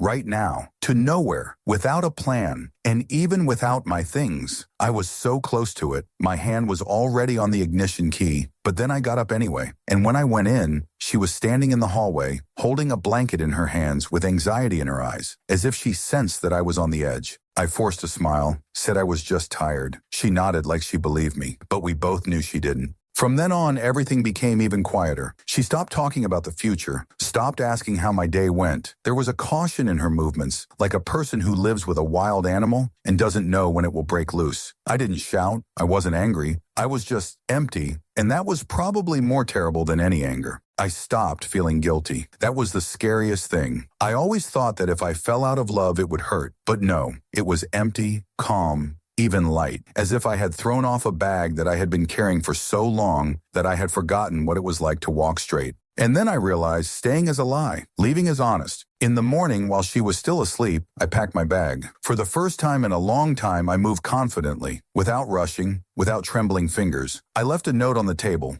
Short, no reproaches, no drama. Just a fact, I don't live here anymore. When I closed the door behind me, there was no pain in my chest, only lightness. The air suddenly felt deeper, the world was cleaner. And even though I didn't know where I was going, for the first time in months, I wasn't afraid. I was walking down the street, the same one I had walked down thousands of times. But this time, everything was different, like the city had changed, or me, probably me. And let her wake up in an empty apartment. Let it hurt. Better the truth than a slow death. We both deserved more than to live among the ruins of what was once called. The first few days were unusually quiet. I woke up not from the alarm clock, not from her footsteps, not from the clink of dishes in the kitchen, but from complete, all-consuming silence. The room was cold, not from the temperature, but from the emptiness. No smell of her shampoo, no sweater thrown on the floor, no reminders of her at all. Just me and the white walls of the rented apartment in which everything seemed temporary and not mine. I ate straight from the boxes, not caring about the table setting. I stared out the window for hours. Sometimes I forgot to close the curtains at night. Sometimes I didn't turn on the light. The day passed without events, without words. I didn't talk to anyone, not even to myself. At first it was scary. Then it became habitual. I was in no hurry. I didn't make plans. I didn't fill my days with things to do. I just was, without a role, without expectations, without her. Sometimes I would grab my phone, not to text her, no, just to check for a message. Not from her, but from anyone. I was still part of the world, but now on the periphery, and no one noticed. The same image kept spinning in my head. Her waking up, reaching for my side of the bed, and finding only cold. Reading the note, sitting down at the table, putting her head in her hands. Was she crying? Angry? Was she erasing traces of my presence? Or was she still hoping I would return? I didn't know, and I won't know. I didn't block her number. I didn't delete the correspondence. I just didn't open it, as if by leaving everything untouched, I was holding the door open. Not for return, for memory. Every few days I would go to the store just to remind myself that the world was moving. People were talking, laughing, arguing with the cashier. Everyone was living, and I felt like I was stuck in a space between lives. I tried to read, but the words blurred. I turned on music, but it irritated me. Every song reminded me of the road, of her, of those trips when we sang together, tapping our fingers on the steering wheel. Even the silence echoed with her. I didn't regret it. It was strange. I left and didn't regret it. I missed the habits, the warmth, the predictability, but not her, not our we, because it had long ceased to be real. Sometimes I caught myself smiling, just like that, from the realization that I could go wherever I wanted, come back whenever I wanted, without explaining, without making excuses. The smile was quiet, almost imperceptible, like a person who had just begun to remember what it was like to be himself. I remembered how I used to write, before her, before us. I sat in the kitchen at night, writing texts, putting together phrases. I took an old notebook, bought a pen, and started from scratch. The first lines were ragged, awkward, as if my fingers had forgotten how thought breathes. But then something clicked. I wrote about the city, about myself, about her, not as a person, but as the past left on the pages. I started collecting days, bit by bit, woke up a little earlier, brewed coffee, turned on the light, cleaned, washed, listened to the silence, no longer as a punishment, but as freedom. Sometimes I felt like I was someone new, but the truth was, I was just going back to who I used to be. Before the relationship, before the loss, before I tried to please and pretend, I wasn't acting anymore. I was just living. And it was scary, but also beautiful in its own way. I remembered getting lost in the woods once as a child. Panic, tears, then long hours of silence, trees, identical paths, and then I saw the light, a house, smoke from the chimney. I ran there covered in mud, tired but alive, and now it all felt the same. I came out of the woods alone, tired but alive. I didn't know what would happen next. I didn't make new plans. I didn't look for a replacement. I just kept moving forward. Every day a step, every evening a victory. That was the power. Not in the speed, not in the volume, but in the fact that I kept moving, despite the silence, despite the emptiness. And then one day I woke up and realized I don't think about her. Not every hour, not every minute. I just woke up and thought about myself. Story 4. I always believed that the world was structured according to rules. Things, people, even events. Everything had to be in its place. A silver spoon on a tray, a doll on a small chair in the nursery, a faithful dog waiting for you at the door. All of this had its place and its role in this world. I always believed in this because it brought me peace. But ever since my parents disappeared, I began to doubt this harmony, to doubt the meaning and justice of everything that happens around me. Every year on the day of their disappearance, I returned to my hometown. Not because I felt obligated, but because I couldn't help but come. My feet seemed to lead me to the old cemetery, where their graves were hidden under a layer of years and oblivion. I went there to cry out my grief and perhaps to feel at least some closeness to those I had lost. But all these years, despite my efforts, I could not part with this feeling of guilt. It seems that death, disappearance, is not just leaving. It is something more cruel, more painful. There was nothing unusual about the day I came to the cemetery. It was a normal cold day with a gloomy sky and tear-stained clouds. The few people in the cemetery were those who were also returning to the graves of their loved ones, their faces covered with grief and silence. But they were all strangers to me, and I could not support them. I felt completely alone, as if everyone here were just ghosts. I knelt down holding a bouquet of lilies. These flowers were special to me. My mother loved them the most, and every year I brought them to the grave. It was like a ritual, a simple gesture, but it comforted me, cursing myself for every moment I didn't spend with them. For every argument and omission, I whispered words that could barely come out of my throat. "I'm so sorry," I whispered, burying my face in my hands, trying to find comfort in this small act. But it didn't come. Tears were streaming down my cheeks and I couldn't stop them. I couldn't forget those long years when we lived like strangers, when instead of love, we exchanged only reproaches and silence. How many times I wanted to turn back time, to correct all those mistakes, to at least talk, to at least truly see each other. But now all I had left was an empty space on their graves that nothing could fill. I could only repeat to myself that I loved them, but even that wasn't enough. When I stood up and wiped my tears, nothing had changed around me. People went about their business as usual. I was just one of the passing shadows in this city that seemed to know nothing of my grief. There was no place for me among them. I felt again that emptiness that they could not fill. I was in no hurry to leave the cemetery, although I probably should have, but my legs carried me on. I walked along familiar streets, along places where I had once played, run with friends. I tried to find at least a little comfort, to forget, to escape these thoughts, but nothing changed. The city I had once considered my own was now empty and lifeless.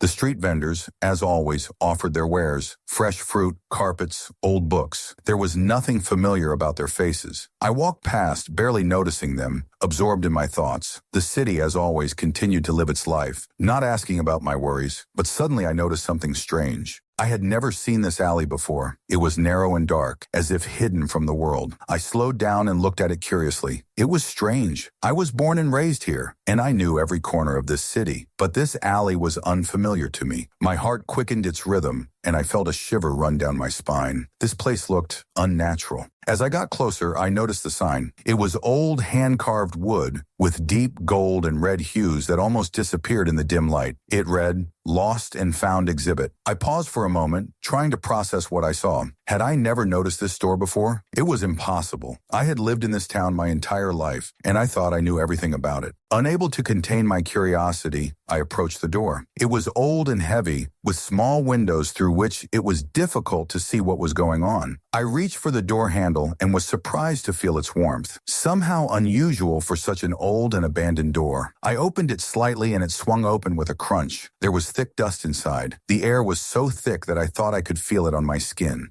The shop was dark and strange, like everything that happened here. I walked inside, and with every step I felt everything around me become more and more unfamiliar. Shelves with knickknacks, antiques that looked too strange to be simple exhibits surrounded me. It took me a while to realize that all these things had once belonged to people. These objects looked like they had some hidden past behind them. I continued to look around the room until I noticed an old woman sitting behind the counter. Her face was lined and her eyes were so dim that they seemed almost closed. She looked at me and smiled slightly, but I couldn't figure out what made her smile seem so strange. "Are you here to watch?" Her voice was hoarse and weak, but there was a strange tone to it that made me feel uneasy. I couldn't answer right away. I just nodded, even though everything inside me was screaming at me to turn back. But instead, I took a step forward, feeling the darkness swallow me deeper. The store I had just entered seemed timeless. Its entire atmosphere, from the thick smell of dust and the old wooden shelves to the strange objects, seemed as if I had entered another world where reality lost its certainty. There was no light, no color. Everything seemed to be overshadowed by something invisible, dark and heavy. I looked around at the shelves, which held old clocks with broken glass, worn books with yellowed pages, and strange figurines that I could neither understand nor explain. They looked as if they had been made by people who had lost all sense of time and space. In the corner stood a strange statue, reminiscent of an ancient god or spirit, whose face was hidden in shadow. My attention was also drawn to small mirrors in massive frames, gleaming with a dim light. "Were you looking for something special?" the woman behind the counter said again. I couldn't tell if she was real or if her presence was part of this strange reality. Her face didn't make me feel afraid or trusting. I just couldn't figure out who she was, and that was annoying. She looked at me with some elusive interest, as if she expected me to say something specific. I didn't know how to answer. It was as if my body had stopped obeying me, and I simply stood there, holding several ancient objects in my hands, which beckoned me, as if calling me into the unknown. "No, I'm not looking for anything specific," I finally answered, feeling awkward. "I just dropped by." The old woman nodded slowly, still looking at me with her strange, dull eyes. There was something deep and incomprehensible in her gaze that made me feel like I was part of something vast and unknown. I noticed her lips trembling slightly as she spoke the next words. "All the things here are lost but also found, things that were forgotten and those that are being sought. You lost something, didn't you?" A shudder ran through me. Her words sounded like a prophecy, like something preordained. Although in my normal life, I did not believe in such things. But now something about this woman and this place made me believe that she knew something more about my life than I did. Lost it? I didn't understand what she was talking about, but for some reason I didn't want to ask unnecessary questions. There was a vague feeling that I had already answered this question to some extent without even saying a word. "Are you looking for something you can't find or something you're afraid to find?" Her voice became a little quieter, but stronger, as if she knew the answer to this question in advance. I froze in place. What was she talking about? "I don't understand," I finally said, unable to cope with the overwhelming sensations. I felt as if the air in this room was getting thicker, and I was starting to lose my sense of reality. The old woman smiled slightly and her face became less tense, almost friendly. She raised a finger and pointed to one of the shelves next to her. "You probably noticed this item. It was just found. You haven't seen it before, but it will find you. Sometimes things have their own destiny, and you can't escape them." I followed her instructions and turned to the shelf. On it sat an old leather journal, very similar to the ones I had seen in history books. Its binding was faded, and the pages seemed to be made of some strange, rough paper, almost like parchment. I instinctively reached out, and at that moment I felt my fingers touch its cover. My heart began to beat faster. This journal felt like it was connected to something deeply personal, as if it had been created for me. I didn't understand why this feeling had come over me so strongly, but I knew I had to take it. The old woman watched me without moving, and her eyes seemed to follow my every move. I tore my gaze away from the diary and looked at her. Her face now seemed even more mysterious than before. It was as if she was waiting for something from me, something very important. "Are you sure you're ready to find out what's in this diary?" Her question was a hushed whisper, but its power was palpable. I couldn't answer. I just didn't know what to say. The silence in the room was so thick I could hardly breathe. I looked at the journal again, and suddenly it hit me. This was what I had been looking for. I couldn't explain why, but I knew I had to take it. I had to find out what story lay hidden within these old worn pages. It was as if this journal was a part of me, a part of what I had lost, and now it had to be found. I squeezed it in my hands, and then the old woman said, "You will find answers,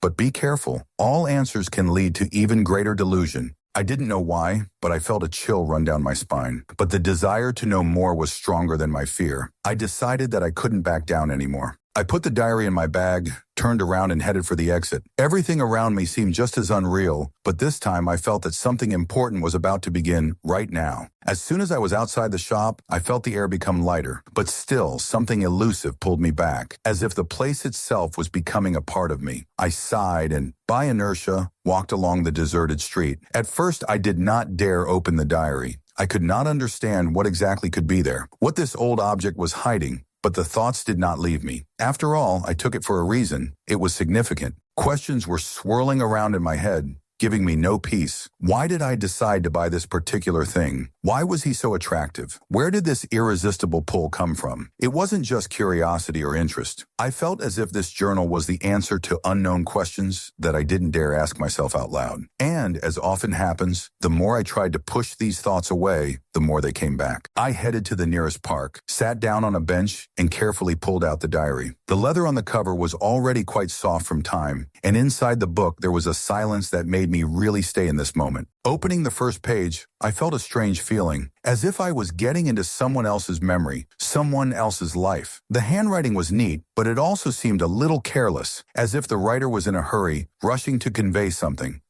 important. I looked at the first written word and immediately felt something eating into my thoughts. I see her, and I understand that the moment has come. I froze. The lines seemed to speak of something too personal, something that should not fall into the wrong hands. I continued reading, and the words became stranger and stranger. She doesn't know who I am. She doesn't remember, but she has to remember. And when she does, it will be too late. Suddenly, my hands were cold. I felt something pulling me beyond this bench, beyond the world I was used to. My thoughts were confused. I couldn't figure out how I knew this was about me, but the certainty was unshakable. I needed to understand more. I turned the page. As I continued reading, everything seemed more and more absurd. But despite the absurdity of what was written, there was something in each line that seemed to echo inside me. The handwriting became more and more nervous, and the words more and more disturbing. I saw her eyes. She was there, but she didn't remember me. She forgot, and I had to look for her again. It couldn't end. I lost her again, and now I will look for her in everything. With each page, I felt more and more vulnerable. It couldn't be accidental. Everything that was written in this diary seemed to touch me directly. Each phrase called me to some forgotten, hidden place where the past had not gone away, but remained there in some depths, as if I was connected to something long forgotten, which could have been a part of my life, but I just didn't remember. I felt a pit in my chest begin to tighten. I looked up and around the park, trying to bring myself back to the present moment, but everything around me seemed to have disappeared. The whole world seemed a little dim, as if the light was being absorbed by something invisible, and I was becoming part of this elusive, hidden world. This is no accident, I whispered to myself, though I didn't know what I meant. The thought flashed through my mind that I was searching for answers to questions I couldn't even formulate. I turned the next page. The text on this page was completely different. It was written in crooked, nervous letters, as if the author was in a hurry, experiencing some kind of internal discord, and this page seemed more important than the others. She had to remember. When she remembers, it will be too late. I should have taken care of her sooner, but I didn't have time. Time ran out. My heart began to pound in my chest, as if I had finally heard something that was impossible to ignore. I knew it was about me. I knew that someone had been watching me for a long time, had known me, had been watching me. But who? What could I remember? Why couldn't I remember what was hidden somewhere in the depths of my memory? At this point, panic gripped me. I closed the journal, as if hoping that everything would disappear if I stopped reading. But the thought wouldn't leave me. I jumped up and quickly headed for the park exit, but the strange feeling that someone was watching me didn't leave me. It wasn't just a feeling, it was knowledge. I tried to run, but all my thoughts, every movement, every word in the diary seemed to carry me to that very point where all the answers I wanted to know were hidden. It was no accident, and I knew that I had to keep looking, despite the fear, despite the pain, and despite the fact that I didn't yet understand what was waiting for me. I couldn't stop. The next morning I woke up with a heavy feeling in my chest, as if something was approaching. The events of the night kept coming back to me, and I couldn't shake the feeling that something invisible was weighing on me. The journal lay on the nightstand, its presence in the air, lingering and insistent. I picked it up again, not understanding why it felt so important. I decided to go back to what I had managed to read. But now as I clutched its tattered cover, I no longer felt the same excitement. Instead, anxiety had grown within me. The uneasiness of yesterday had become something deeper, more real. Something was bothering me, and despite my fear, I opened the first page again, hoping that maybe this time I would understand more. But the more I read, the more certain I became that these were not just random entries. I felt as if the words that had once seemed foreign were now penetrating deep into my consciousness, as if this journal had been written for me and not for someone else. The sense of urgency and inevitability grew with each word I read. She must know. She must remember. If she remembers, she will understand that her life is not what it seems to her. Every word was like a bolt of lightning. A clear thought formed in my head, like a cold prick. It was about me. I couldn't understand how it could be, but the feeling was so strong that I couldn't brush it off. Someone was writing this for me. I had to remember. But what? And why didn't I remember anything? Almost without realizing it, I was back on the street, wandering through familiar streets. Everything was as usual that day. People were rushing about their business. There was a cheerful bustle in the air. But in my world, nothing was normal. I felt like something was left behind and I needed to find it, despite all my fears and doubts. I was walking down the street and stopped at a small cafe where I often had breakfast. Everything seemed the same, but inside I felt like I was in a different place. I went back to the last entries in my diary, trying to figure out how they could be connected to what I was experiencing. What exactly was supposed to happen? Why did these lines resonate so strongly? Suddenly, my gaze fell on an old display case nearby, where books were displayed. It was an ordinary display case, but something inside me tugged, the same strange impulse that pushed me to the diary. I stepped aside and, without thinking, entered the store. The strange feeling of a strange connection with something invisible did not leave me. Inside, it was quiet as always. The dim light fell on the shelves of books, and I didn't know what exactly I was looking for. But somehow this place seemed familiar. I headed towards a shelf where old books stood, hidden in the shadows, as if they had never been opened. I started to look through them, not really thinking about what I was doing. But then among them, at the very edge of the shelf, I noticed a book that I couldn't ignore. It was leather-bound with worn edges. Without thinking, I picked it up. Just like with the diary, it felt like this book had been waiting for me. I opened it, and on the first page I found the words, "She's back again." I froze. My fingers trembled. I couldn't be wrong. It was the same phrase that had been running through my mind, but now it was written on paper. Someone knew. Someone was writing about me, about what I needed to remember. I couldn't say where this knowledge had come from, but everything inside me knew it was related to what I was looking for.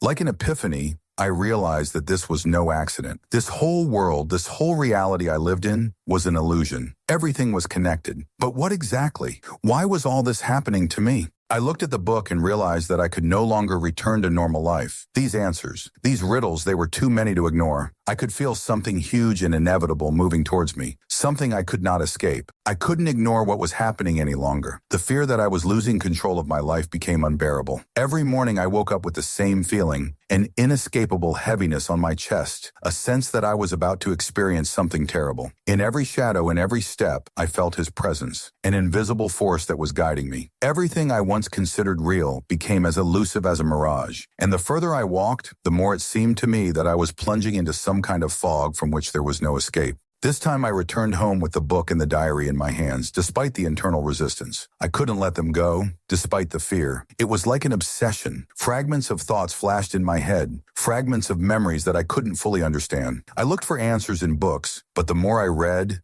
the more confusing my reality became. Each word was like a key to something I was not given to understand. I opened the diary again, my eyes gliding over the lines, and suddenly one phrase caught my attention. She should have known that all the answers in her life were already there. The words sounded so familiar, like an echo of words long forgotten. I clutched the book in my hands and everything in my head was jumbled. What did this phrase mean? Why did it touch me so? I looked around the room. Everything was familiar. The light from the window softly illuminated old things. The shadows on the walls from the forked tree outside created bizarre patterns. But everything seemed somehow alien. Even my own home felt like a place I would soon leave, not knowing when I would return. It was a strange feeling, as if I was not in my body, but in some kind of flow that was pulling me to the edge of reason. Caught in this whirlpool of thoughts, I picked up the book that lay next to me and opened it again. On the first page was an inscription that now seemed to glow before me. "You need to find her, otherwise you won't be able to get out." I froze. My heart skipped a beat. This wasn't just a message. It was a prediction that concerned me. Someone knew what was happening inside me, in my soul. I felt fear grip me, and then I decided again that I had to move on. I couldn't stop. Questions I couldn't answer were pressing, demanding to be revealed. I left the house not knowing where I was going. My steps carried me along familiar streets, but there was a tension in the air that I couldn't explain. Everything seemed strangely familiar and alien at the same time. I couldn't understand what was happening, but something inside me was pulling me to the next step, to the next place. And again, like the day before, I found myself in the same cafe where I had once lived through many days, thinking that this was part of ordinary life. But today was different. The people sitting at the tables were blurry shadows. All the conversations made no sense. My gaze slid around the room until it settled on one man. His figure was blurry, his face hidden in shadow. I felt like I knew this man, although I couldn't remember who he was. My steps, as if on autopilot, led me to his table. I could not stop myself. It was not me, but something else that moved me, that led me despite the fear. As I approached, his face became clearer, and I froze. This was a man I didn't know, but who clearly knew me. He looked at me with a cold gaze full of hidden meaning. "You came." His voice was quiet but precise, as if he hadn't expected it to happen so soon. I couldn't say a word. Everything I wanted to say was blocked by that look, but his words were like a blow. "You had to do this. It's time to find out the truth." He stood up, and I instinctively took a step back. My heart was pounding. I didn't know what to do, but something about his presence told me that I was on the verge of solving the riddle that was tormenting me. "You can't escape this," he said, and his words echoed in my head. It was like something inside me was breaking, and I knew he was right. I couldn't run from what was waiting for me. I had to know the truth, if only for my own sake. I woke up because, for a moment, I felt like I couldn't breathe. The air in the room was thick, as if the air itself was filled with heavy energy. This feeling, familiar since I started this journey, did not leave me. It seemed to me that I was still in that cafe, holding me in some terrible dream, where every step was an inevitable step into the unknown. The man who was my guide into this world, I couldn't call him a friend or an ally. His presence was both frightening and compelling. He knew something about me that I didn't understand, something I couldn't even imagine. But one thing was clear: I couldn't stop. I was like a bird flying into open space, not knowing where it would lead. That evening, I made it. With every word I read, with every glance at the pages, I felt more and more how the dark forces were penetrating me, how they were becoming a part of me. But there were answers. I found a phrase that made me stop. "You can't get out until you realize it's your choice." The words came alive. I understood their meaning. This wasn't just a test, not just a nightmare. This was something bigger, something I had created, and now I had to acknowledge it. I had to choose my path, no matter how scary it seemed. I clutched the book in my hands. This was the moment when everything changed. I couldn't run anymore. I had to face what was hiding in the dark. I had to find the moment when I made the choice that brought me here. My body shook, and I suddenly realized that this moment wasn't just a metaphor. This was real change. I was on the brink of a decision that would determine my future. And I knew that deep down, I had already made this choice, even if I didn't fully realize it. I couldn't close my eyes to what was happening any longer. Something was coming for me, and I was ready to face it. That evening was a turning point. The silence in the room was almost painful. It seemed as if the whole world had stopped, leaving me alone with my thoughts and the strange sensations that would not leave me. When I finally closed the book, I realized that this was not the end. This was the beginning. I sat on the edge of my bed, feeling like the world around me was different than I knew it. The sounds outside were muffled, as if the night itself had taken charge of the silence. And there was something oddly familiar about it. I stood up and walked to the window, trying to figure out what it was that was pressing on my chest. I stared into the emptiness of the night and felt like something was hiding in the darkness, waiting to come out. Every step towards this unknown world became more and more real. I couldn't bring it all back, no matter how hard I tried. And yet the fear that tormented me was not so terrible. It was something like a guiding star that led me here. Fear was not an enemy, but a companion. I didn't know how long I stood by the window, But when I tore my gaze away from the darkness, it became clear to me I couldn't stay here. This feeling that everything around me had changed, that the world had shifted from its usual place, was too strong to ignore. Everything was not as it had been before. I quickly got ready, grabbed my jacket, and headed for the exit. Somewhere deep inside, I already knew that I had to go, and when I stepped outside, everything around me seemed to simply disappear. My gaze darted between objects, between buildings, between shadows. I felt the space around me becoming different. It was like a dream, where every movement is a choice, but all these choices lead to one place. Darkness was everywhere, but not in the way I knew it before. It wasn't just night, it was a dark reality, and it was alive. I couldn't understand what it meant, but I knew intuitively that I had to keep going. I couldn't go back to my normal life. It was left behind on the other side of the shadow. My footsteps sounded hollow, like an echo in an empty hallway. With each step, I felt the walls of this world begin to crack. I didn't know where I was. Everything around me was familiar, but at the same time completely alien. It seemed that I could no longer tell exactly where reality began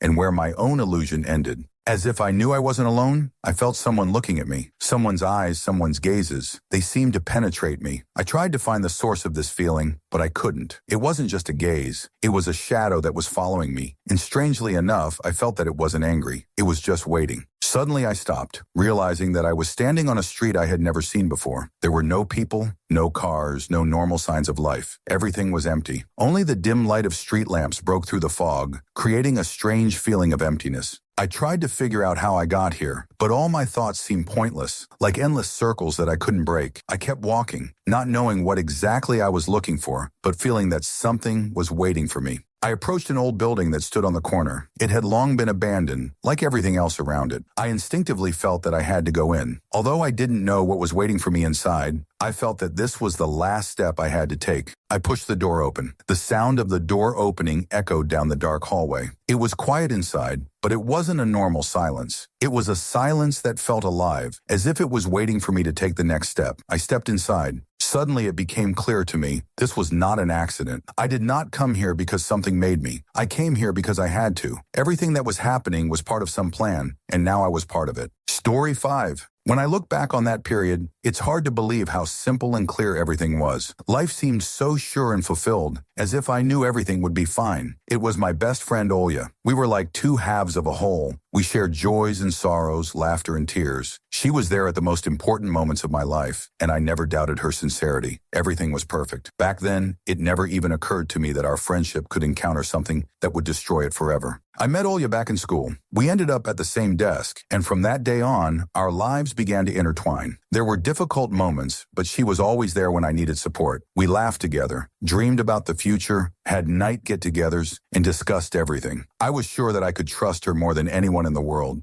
When I started dating Vadim, my boyfriend, things got a little more complicated, but not enough to spoil my relationship with Olya. We continued to spend time together, went to the movies, went for walks, and Vadim seemed to get closer to Olya too. Soon she became part of our group. Vadim and I often had get-togethers with friends, and Olya did not stay away. She became friends with his friends, we all had a good time, and it seemed that nothing could disturb this harmony. But when I remember these moments, I already understand that I was naive. We often met with Olya and Vadim, and I was happy that all my close people could get along with each other. She was there when Vadim supported me, when I was going through difficulties at the university. Olya said that she would always be there, that I could count on her in any situation. And when Vadim and I started to quarrel, she was the one who consoled me and said that everything would work out. I was grateful to her for this. I thought that there could be no secrets between us, no hidden grievances. I don't think I even noticed how a small crack in this relationship began. Vadim was far from ideal. We often argued, either his constant trips to work or his long conversations with friends. All this irritated me, but I could not find the strength to fully express it to him. Olya supported me, as always, but she began to spend more time with Vadim. He was getting closer to her, and although I understood that this was normal, I felt some kind of chill inside. I would not want her to become his best friend. I would not want her to have her own personal relationship with him, just like I did.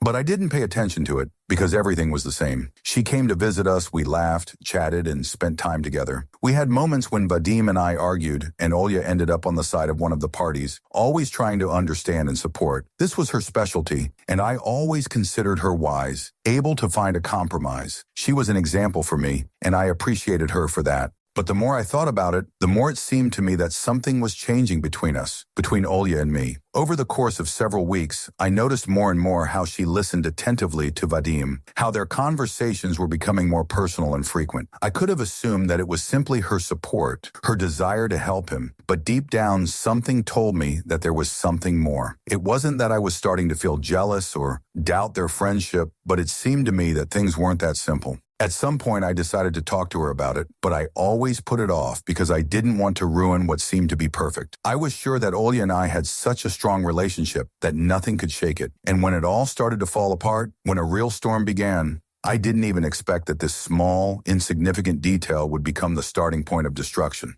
I didn't know that all of this would lead to my life changing in ways I couldn't even imagine. I was so confident in my friendship with Olya, in my connection with Vadim, that I didn't notice how they began to build their relationships with each other behind my backs. And at the very moment when I trusted both of them more than anyone else, I faced the betrayal that turned out to be inevitable. It all happened so smoothly, so imperceptibly, that I couldn't recognize in time that a crack had begun in our circle. With each passing day, they became more and more connected to each other, and I became more and more alone in this union that seemed so strong. And now when I look back, I realize how important it was for me at that moment to feel part of something that would never be destroyed. And it still hurts me that it was this connection that was the first one I lost. The world I had so confidently built around myself began to crumble at the seams. Everything changed that evening when Olya, her younger sister, and I went to a restaurant. At that moment, I didn't yet realize how that evening would change my life. Everything was pretty ordinary, a relaxed atmosphere, friendly communication, an evening of smiles and carelessness. But small details began to worry me from the very beginning. Olya and her sister were in a good mood, and although I was worried about my recent fight with Vadim, I tried not to show it. We went into the restaurant, ordered food, and started chatting as usual. I ordered a margarita because I thought 1 or 2 sips wouldn't affect my well-being, much less my ability to drive. It was a small moment of relaxation that I needed to feel normal despite the difficulties in my relationship. I didn't expect it to cause a serious conflict. Everything was going smoothly in the restaurant until I noticed that Olya started acting strangely. She became tense, her gaze became more and more anxious, and I immediately felt that something was wrong. She didn't react to the margarita in any way, but I noticed how her sister, who was still underage, looked at my drink with fascination. I tried to laugh it off, but there was no laughter or lightness. Olya's sister noticed that I was drinking, and this immediately became a topic of conversation. At some point, she said that she wanted to try it too, but I refused,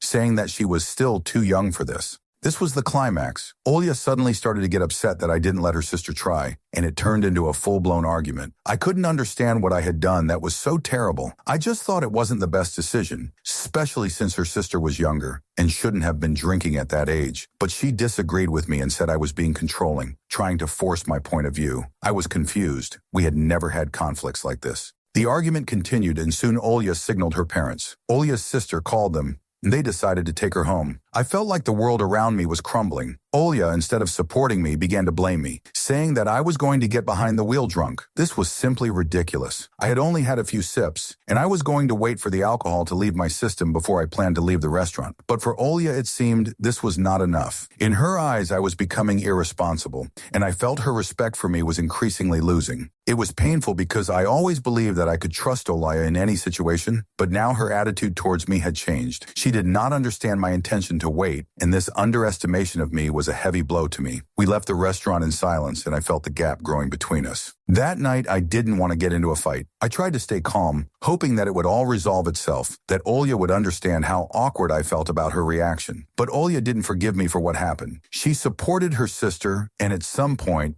it became clear to me that for her, I was to blame for the whole situation. In her eyes, I had done something that violated her understanding of normality. In my head, I wondered why she didn't protect me. Why didn't she try to understand that I was simply acting according to my conscience, trying to stop her sister from doing something she shouldn't have done? When we got home, I couldn't find the words to explain to Olya how hurt I was that she had sided with her sister without listening to me. It was the moment when I first felt that our friendship was beginning to crumble like an old house that had stood for years, but one day simply collapsed. I knew something had changed, but I didn't yet realize how much it would affect our relationship. After that, Olya started to behave with restraint. She didn't call, didn't write, as before. It was hard for me to understand what was happening because I didn't feel like I had done something so terrible. There was a dull horror inside me, because I couldn't understand how my best friend could so easily turn against me. I was left with this feeling of loneliness and misunderstanding, hoping that she, as always, would soon return to me. But instead, she began to distance herself, and that was only the beginning. A few days passed and I began to realize that the relationship with Olya, which seemed unshakable, was beginning to crumble before my eyes. At first it was strange. She did not answer my messages or call. I tried to understand what was going on, but the answers to my questions came less and less often. On the street, we only saw each other briefly, and each time she somehow avoided my gaze. I felt more and more alienated, not knowing how to feel about it. We had been through so much together, laughed and supported each other so much, and suddenly she disappeared, as if she had never existed. This coldness between us became more and more obvious, and I could not shake the feeling that something very important was slipping away from me. When Olya started avoiding me,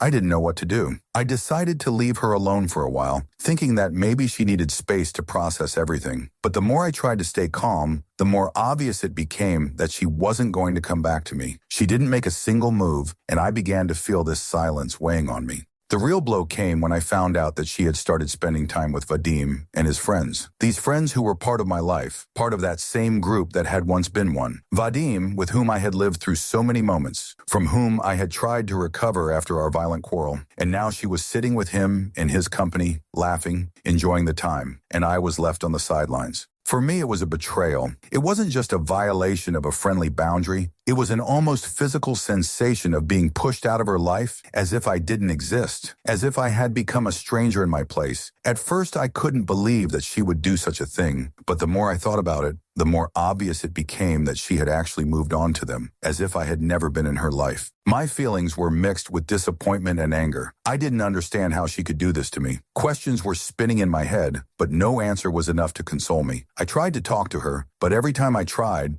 my attempts were met with a barrier of silence. She didn't respond to my messages, and when I tried to contact her on social media, she simply blocked me. It was like a stab in the back. At some point, I couldn't take it anymore and called her. I had no other options. I wanted to understand what had happened, what had caused her decision. But when I got through, she didn't answer right away. She was silent for a long time, and then she simply said that she needed space, that she didn't want to communicate anymore. Everything she said seemed so dry and indifferent, as if I was just a casual acquaintance who was no longer interesting to her. It was painful. She didn't express any sympathy, regret, or even an attempt to understand what was happening. It was a cold wall that I encountered. I felt unbearably alone. Losing my best friend was the worst. It was as if the world had suddenly lost its bright colors, leaving behind an emptiness that could never be filled. I couldn't understand how she could change her attitude toward me so quickly, how she could turn away without warning. It was especially painful because I knew that she knew everything about my feelings, about how I was going through my fight with Vadim, how I was trying to restore something that seemed important, and now I was on the sidelines, including in her life. I soon learned that her relationship with Vadim and his friends had begun to deepen. They would meet up often, spend time together, go for walks and relax. I couldn't believe that she had really switched over like that. She had been my closest friend, and now it seemed like she had completely distanced herself from me, as if I was just a temporary companion and not the person with whom she had been through so much. I decided I had to accept this. The pain was unbearable, but I knew that maybe I just needed to let it go. I tried to stay calm, avoid her new group, and find a way to focus on other aspects of my life. But I couldn't shake the feeling of betrayal. The sense of isolation that came over me was overwhelming, and I found it hard to look at it without feeling resentful. My emotions became so mixed that I couldn't figure out if I was really feeling angry, sad,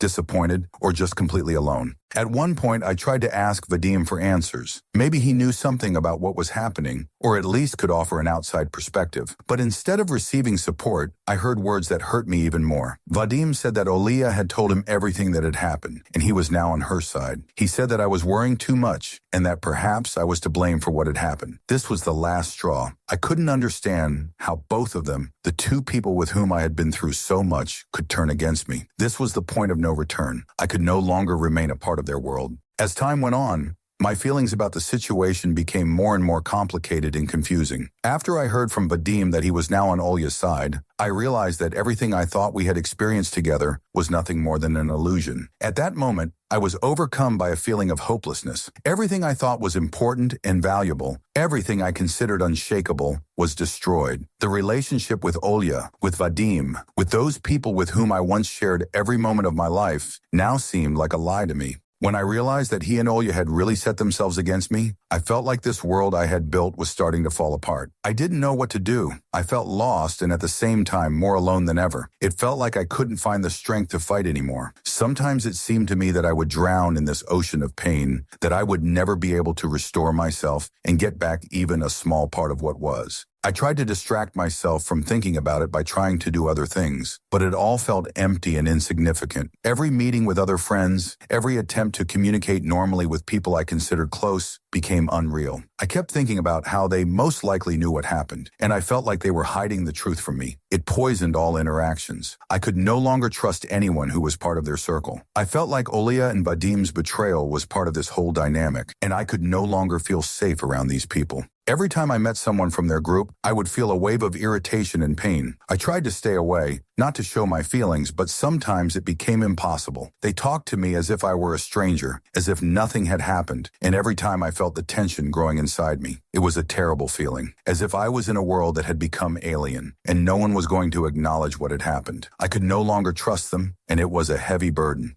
But something inside me told me that I couldn't give up. No matter how hard it was, I had to find the strength to move on, to learn to let go of those who weren't there for me in difficult moments. It wasn't easy. I didn't know how to rebuild my life, how to return to normal when every corner of my soul was pierced by the pain of losing my friends. But I also understood that if I didn't let go of this situation, it would consume me. One of the hardest things was that I couldn't stop thinking about how much their attitude towards me had changed. Vadim and Olya, who were once my closest people, now seemed like strangers to me. I couldn't perceive them as friends anymore, and it was destroying me from the inside. I tried to find answers to the questions that were bothering me. Why did they do this? Why didn't they try to understand my point of view? Why was I left alone when I was going through such a hard time? It was unbearably painful for me to realize that I had lost not only Olya, but also a part of myself. I felt these experiences slowly consuming me, turning into my own shadow. Every morning began with thoughts about how I still could not get rid of this feeling of resentment that permeated my relationships with other people. I could not simply forget how much pain I was in, but it was also impossible to continue living with this pain. I did not know how to return to myself. And so, despite all my pain, I decided to take a step forward. I couldn't let these relationships, these people, these experiences define my entire life. I realized that I had to learn to let go,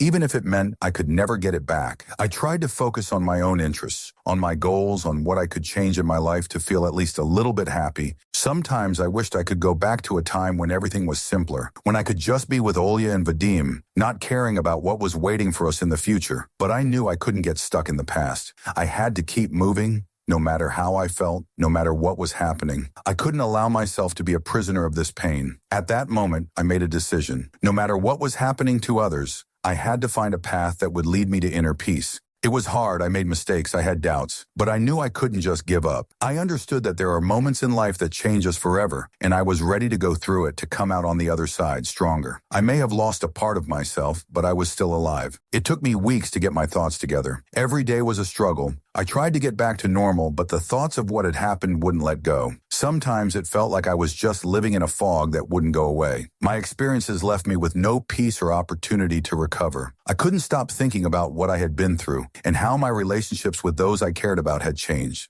But one day sitting in my office, I realized that I couldn't go on like this. I couldn't let these thoughts and experiences control my life any longer. I wasn't ready to give up, but I couldn't stay in this swamp of fear and pain any longer. I had to find a way out. First, I decided to focus on myself. It was a hard but necessary step. I started doing things that used to make me happy. I returned to my hobbies, to things that I once enjoyed but had abandoned amid all this turbulent events. I started reading books that I hadn't picked up in a long time. It was like returning to myself, to what made me happy before everything went wrong. But more importantly, I decided to reconsider my attitude towards the people who were part of my life. I understood that all these relationships with Olya and Vadim were not only about them, but also about what I allowed myself to believe. I had to learn to let go, but to do this, I needed to understand that these people were no longer part of the world that I created for myself. I began to accept the fact that the relationships I thought were close and the people I shared my moments with had changed. They were all part of my past, and I couldn't get them back. But I had to understand that in order to move forward,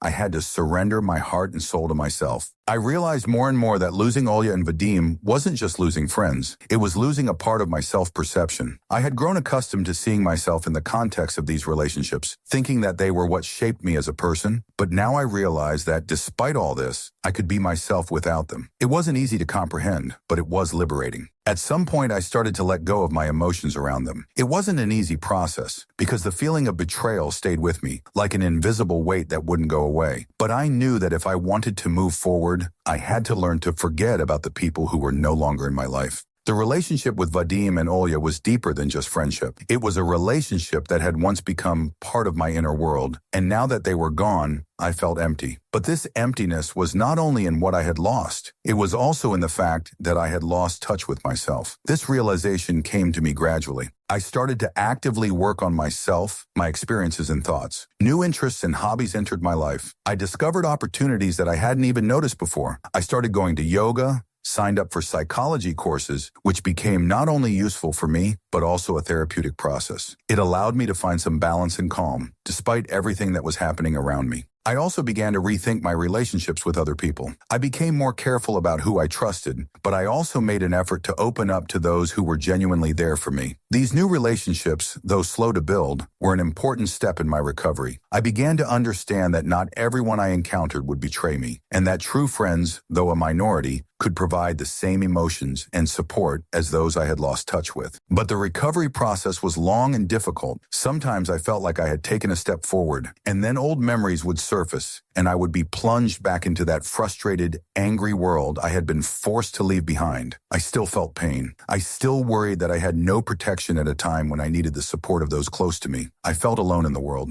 But after a while, I realized that despite everything, I could still move forward. I was no longer the person who relied on others to feel confident. I no longer sought validation of my worth through other people. I began to value myself, and this was the most important step for me. Every day when I woke up, I remembered that I was the main source of strength in my life. I no longer allowed my pain and resentment to control me. Eventually, I was able to free myself from the weight that seemed unbearable. I began to live my life without looking back at those who destroyed it. I knew there was still a long way to go, but I also knew that I would now be walking this path on my own, and it felt right. It had been a few months since I had taken steps to leave the past behind. I had been moving forward confidently, rebuilding my life, making connections, and finding new people who could support me in the process. However, despite my best efforts, life continued to throw up challenges, and each one felt like another test of my endurance. No matter how hard I tried to avoid old memories and connections, one day I finally encountered what I had been avoiding for so long. It happened at the most unexpected moment, when it seemed to me that I could finally relax and forget about those painful events. I met her, Olya. We bumped into each other by chance. I wasn't expecting it. I was walking down the street, lost in my thoughts, when I suddenly heard her voice. It was almost the same as those days when we laughed and discussed everything. I froze, my heart froze in my chest. At that moment, time seemed to slow down, and I again felt that stab of pain that was always with us. But this time, it was stronger. Olya stood right in front of me, her face familiar but changed. She looked a little older, maybe a little more mature, but her eyes still had that same sparkle I once loved so much. I didn't want to look at her at that moment, but I couldn't turn away. She noticed me first, and though her expression darkened for a moment, she took a step toward me. I felt something begin to tighten in my chest. It was a familiar feeling, a mixture of pain, hurt, and perhaps anger. I tried to keep my composure, but the words she spoke exploded my feelings.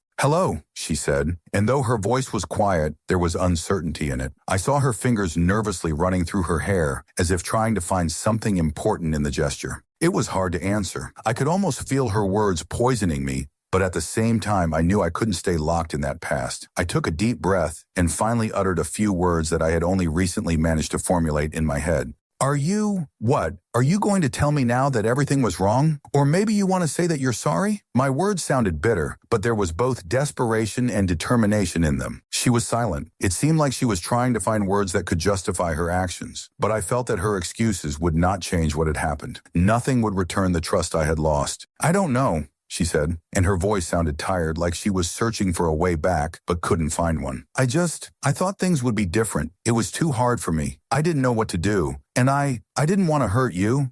I stood in front of her and watched her reaction. I tried to see the sincerity in her eyes to understand what exactly made her act the way she did, but all I saw was her fear and confusion. At that moment, it became clear to me that for her, our friendship most likely did not mean the same thing as for me. This was probably the most painful moment in this meeting, the realization that she did not try to protect me when I needed support. "You betrayed me, Olya." My words sounded even, but inside me emotions were raging. I was no longer the one who was ready to forgive everything and everyone. I was a person who realized her value and was not going to allow anyone to manipulate her inner world anymore. "I know," she said quietly. Her eyes darkened, and despite her efforts, I could see that she was hurting too. She probably hadn't expected me to be so distant from her. I knew she was looking for some way out, some way to get back what she'd lost, but I couldn't give it to her. I couldn't be the one to believe in her again. "I'm so sorry," she said at the end. She stood there as if she expected me to say something back, but I remained silent. I knew I couldn't go back to that swamp where I would be disappointed and betrayed again. I couldn't bring back the friendship that had existed before. At that moment, I realized that true forgiveness is not about letting someone back into your life. Forgiveness is about releasing yourself from the pain that person caused. I had to free myself from her shadow, from what she left in my soul. It wasn't easy, but I realized that I made the right choice in letting her go.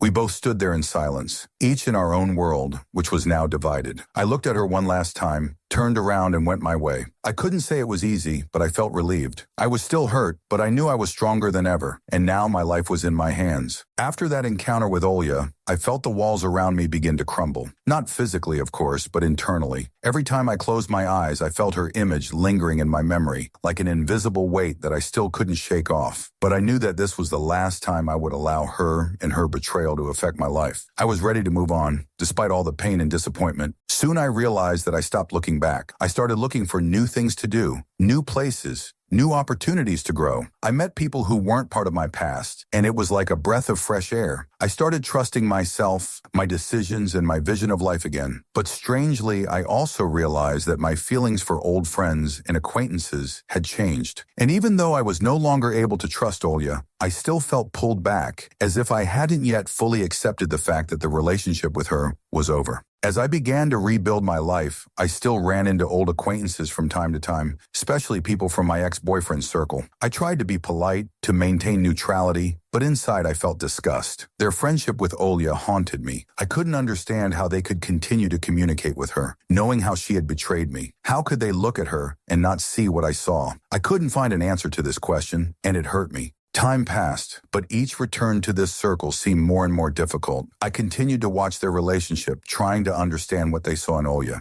but each time I became more and more convinced that this was not my place. I could not be part of this world where betrayal did not matter. And when one day I saw how they all met together, and Olya was again at their center, I made my final decision. I needed to let go of the past. I realized that there was no way I could move forward if I kept holding on to that old hurtful knot. I made the decision to leave it all behind and focus on myself. I couldn't change if I kept looking back, complaining about how I'd been betrayed. Then I took another step. I turned to a psychotherapist. It was not easy, but I realized that I needed to understand myself and my feelings. I could no longer remain in that state when every glance in the direction of her name or any of her acquaintances caused me unpleasant emotions. I was ready to restore my life, to cleanse it of everything that prevented me from moving forward. Over time, with the help of a professional, I began to let go of the resentments. I realized that my pain, although completely justified, did not have to define my future. I had to find a path that would take me forward, not back. It was a long process, but I began to feel liberated. I was no longer dependent on their opinions or their mistakes. Life gradually began to return to normal. I returned to my old hobbies, found a new hobby, and realized that I could be happy without looking back at those who were once part of my life but no longer mattered. I found the strength to be myself, and that was enough. After a while, I met new people with whom I could build healthier relationships, people who were willing to support me and accept me for who I am, without unnecessary expectations and bias. In these new relationships, I felt alive. I realized that I could be in a relationship based on trust and respect, and not on the fear of losing each other due to bad decisions and betrayal. Olya was certainly a part of my past, but now I knew I couldn't let her mistakes define who I was today. I was strong, I was whole, and I no longer relied on others to make me feel complete.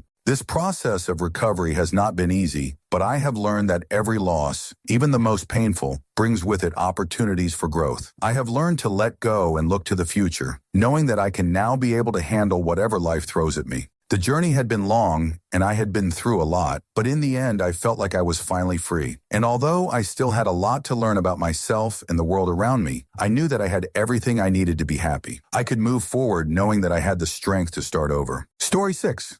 When we first started dating, everything seemed so simple, so real. I was who I always wanted to be in a relationship, honest, calm, open. I didn't hide anything. I admitted to her that I had girlfriends, that I didn't see it as a threat, that I wasn't looking for a reason to be jealous, that I didn't make scenes. I gave her the freedom that I had always craved, not because I didn't care, but because trust is a choice, not control, not fear, but the choice to believe, even if you don't have to. I thought she would appreciate it. I thought that honesty would elicit honesty in return, that if I laid my cards on the table, she would do the same. It seemed logical. We were both adults. No games, no masks. When she said she didn't have any male friends, I didn't think much of it. I just thought, okay. I told her I did have female friends, and I wasn't going to give them up, but that didn't mean I was hiding anything. I didn't need her approval. I just wanted her to know who I was hanging out with. There was nothing dirty about it, nothing hidden, just reality. And then one day I looked at her Instagram, not out of suspicion, not out of jealousy, but simply out of interest. Who she is, who she shows, what she emphasizes. And there, among the few subscribers, I saw two men, regular pages, not intrusive, not fake, just men she clearly knew. And then something pricked me, just a little bit, not jealousy, not anger, bewilderment. Why say you don't have male friends if you do? Is it really that hard to tell the truth, especially when I've already made it clear that I don't care? I could have forgotten about it, pretended not to notice, swallowed it and moved on. But it wasn't them. It was the first warning bell, a small one, almost unnoticeable. It was at that moment that I first felt something strange, not from what she did, but from why. She didn't tell the truth because she was afraid of punishment or scandal. She lied to seem better than she was, cleaner, more perfect, as if the truth made her worse, as if imperfection were a crime. I began to look at her differently, not with suspicion, not with anger, with sadness, because I knew in front of me was not a person, but an image that she decided to show me. And this image was thought out, neat, but already cracked. From that moment on, I became more attentive, not because I wanted to catch her in a lie, but because I could no longer ignore it. I saw how she chose her words, how she weighed her intonations, how carefully she chose what to say. This was not an open speech. This was a rehearsal, a performance. She was building a fictional version of herself that she wanted to be, and I started to wonder, who exactly do I love, her or what she shows? I thought she was afraid that I wouldn't accept the real her. Although I never gave her any reason to think so, I didn't set conditions. I didn't ask her to change. I didn't tell her how to behave. I accepted, not because I was blind, but because I knew that real intimacy is impossible without the truth. But she chose a different path. At first it was little things, insignificant, like friends on Instagram. Then it went further. I increasingly caught myself thinking that what she was saying didn't match what I saw or heard from others. I could close my eyes. Many do. People lie. It's normal, society says. But for me, it wasn't normal. I don't look for perfection. I look for reality, even if it's rough. And she gave me a smooth wrapper to wrap the emptiness in. The first time I felt alone in this relationship was when I realized I didn't know where she ended and her lies began. It was like standing in front of a mirror that didn't reflect you, but who you wanted to appear to be. And the longer you looked, the less you remembered who you really were. I became more careful, not because I was afraid, but because I began to protect myself. I didn't want to get lost in her fantasy. I didn't want to be part of the performance. I wanted the truth, even the uncomfortable one. But she chose a fairy tale in which she doesn't smoke, in which she doesn't have male friends, in which she doesn't make mistakes. And I, without even noticing it, began to withdraw into myself. I was still there, still hugging, still listening, but something inside had cooled, not because of betrayal, but because of the feeling that I was being deceived not for the sake of protection, but for the sake of control. Control over how I saw her. I didn't want a perfect girl. I wanted a real one, with mistakes, weaknesses, fears, with what she was afraid to show, but she didn't believe that this was something to want. And the moment she first lied to make herself look better than she was, our relationship stopped being about love. It became about her trying to be who she thought I deserved, not who she was. That was the first crack, barely noticeable, but that's where it all started. When I realized that she kept hiding things that didn't matter to me, I began to feel her mask becoming thicker, heavier. Every time she acted unnaturally, pretending to be someone else, I was overcome by a strange feeling. I didn't know who was in front of me, but it wasn't because she had become a stranger. On the contrary, I realized that she was trying to be so perfect that she was forgetting about the most important thing, herself. At first, I thought it was just weakness. After all, who doesn't want to make a good impression? Everyone likes to be accepted, even if it requires a little pretense. But when it started happening again, when I found her hiding anything that could create the slightest awkwardness, I realized the problem was much deeper. She was willing to create illusions not for me, but for herself, to believe in her perfection, to feel worthy of love and attention. It wasn't for me, it was for her. And at that moment, I began to realize that all her hiding was not just an attempt to avoid conflicts or please me.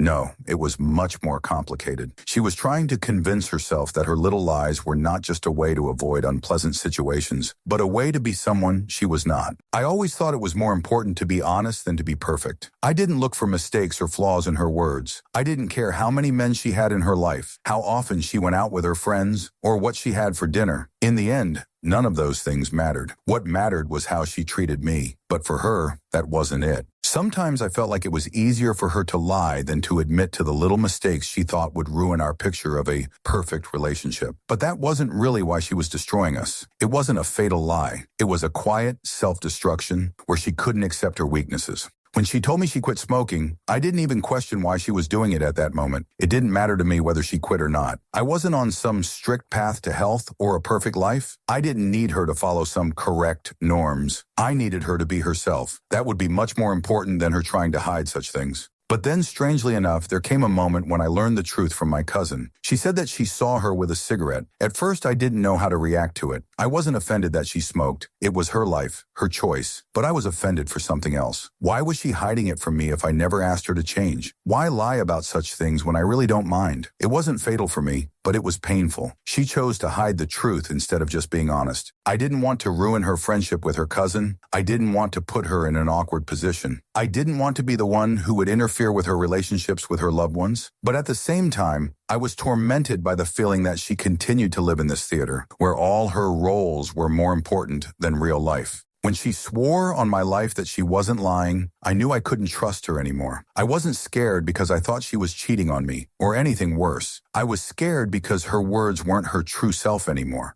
They were just words she was telling me as truth to avoid uncomfortable conversations. My girlfriend wasn't a bad person. She wasn't trying to hurt me, but her need to look perfect was poisoning our relationship. I began to feel like she didn't even realize how much these little, almost unnoticeable lies were destroying us. It was like still water slowly eroding its banks. I felt like the person I fell in love with was slowly disappearing, and in his place was the image she had created for herself. She couldn't understand why I cared about her being honest. It seemed like too much of a stricture to her. Her world was only for perfect people and perfect relationships. Anything beyond that was hidden, silenced, pushed out of sight. I tried to explain that I didn't need her to be perfect. I needed her to be real. And so, as I increasingly encountered her lies, her little hidings, her not showing her true self, I began to feel empty. Not empty because she was hiding little things. Empty because she didn't believe in her own worth as a real person. I began to understand that all these lies weren't directed at me. They were her own struggle with herself, and I was probably too blind to notice it right away.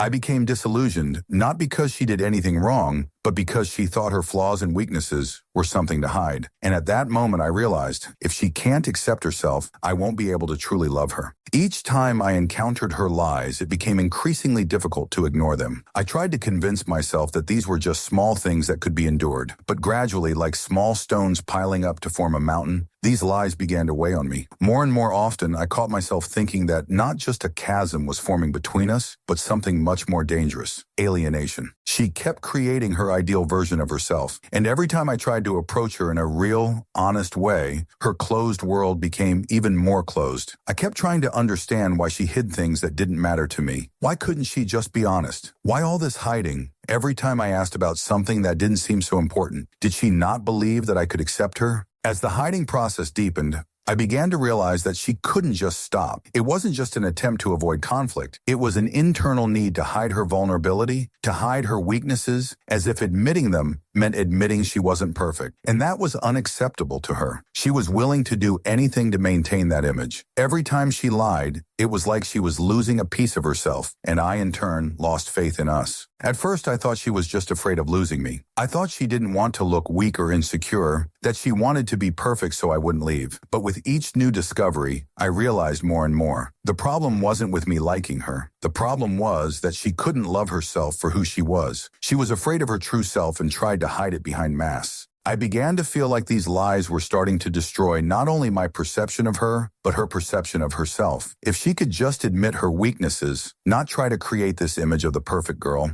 maybe we could understand each other on a deeper level. But instead, she consumed herself in this vicious cycle. And at some point, we both began to lose the ability to be real. I tried to talk to her about how it was hurting me, but every time she would back away, she would make excuses, say it didn't matter, that I was being too picky. She would even start blaming me for being too demanding, too strict. And I felt guilty, like I was actually guilty for wanting her to be honest. I tried to explain to her that I didn't care what she did, I just cared that she was honest. But it didn't seem to get through to her. Each time she built new walls, and I found myself on one side and she on the other, in her own carefully hidden world. And with each lie, with each evasion, I felt more and more that her real feelings, hidden beneath that layer, were no longer so easy to reach. At some point, I realized that we were both playing a game. I was playing the role of the person who understood her and trying to maintain the appearance of a relationship. She was playing the role of the perfect girl who was afraid to admit her weaknesses. We were both waiting for the other to understand, but neither of us knew how to get out of this game. It wasn't just a lie, it was a low self-image, a hiding of the real person who was afraid of rejection. I even began to question how honest I was in this relationship. Could I be honest if I continued to tolerate her lies? Could I continue to maintain these illusions if I already felt like they were destroying what we had?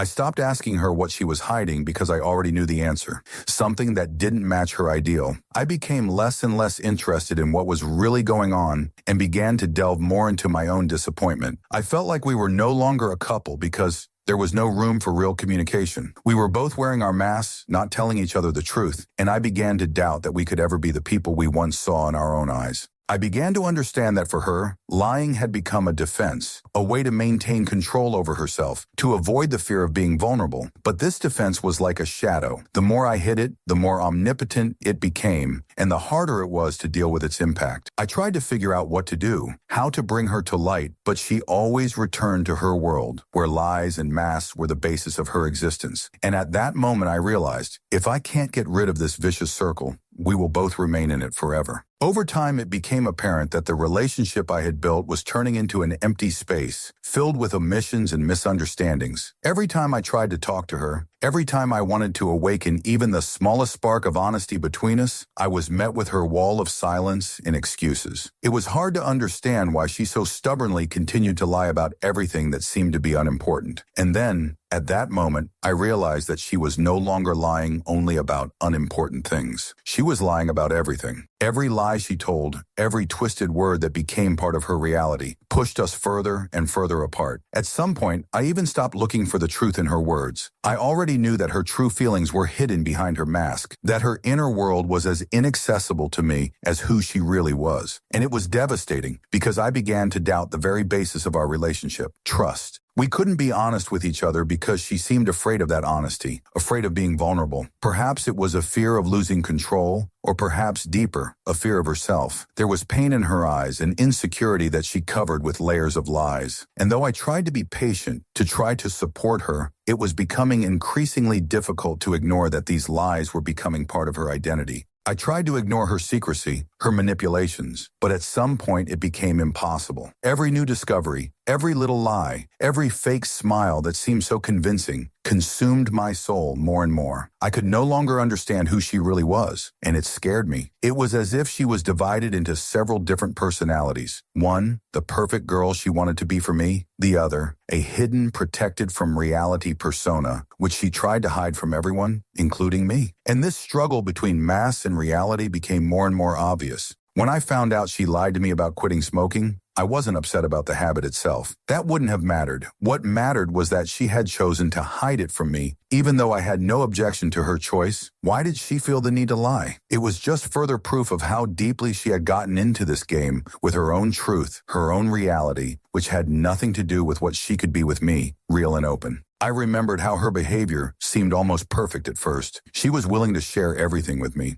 open and honest. We talked about everything, not afraid to touch on difficult topics, and there was so much sincerity in her eyes that I couldn't believe that it was all fake. With each passing day, this perfect version of her that I saw in the beginning dissolved, and I began to notice how her words diverged more and more from her actions. With each new revelation, I became increasingly unsure that our relationship had a future. My faith in her, in us, in our path together began to crumble. I tried to be gentle, tried to understand her, but the more I did, the more she withdrew into herself. Her desire for perfection began to destroy everything we had built, and I felt increasingly alienated. The process of disillusionment was painful and slow. At first, I tried to justify her behavior, telling myself that these were just minor misunderstandings, that she was simply afraid of losing me, that she didn't know how to be honest. But with each new lie, with each new secret I discovered, it became harder and harder to justify her. I began to realize that I no longer trusted her, and that the trust we had once built was no longer there.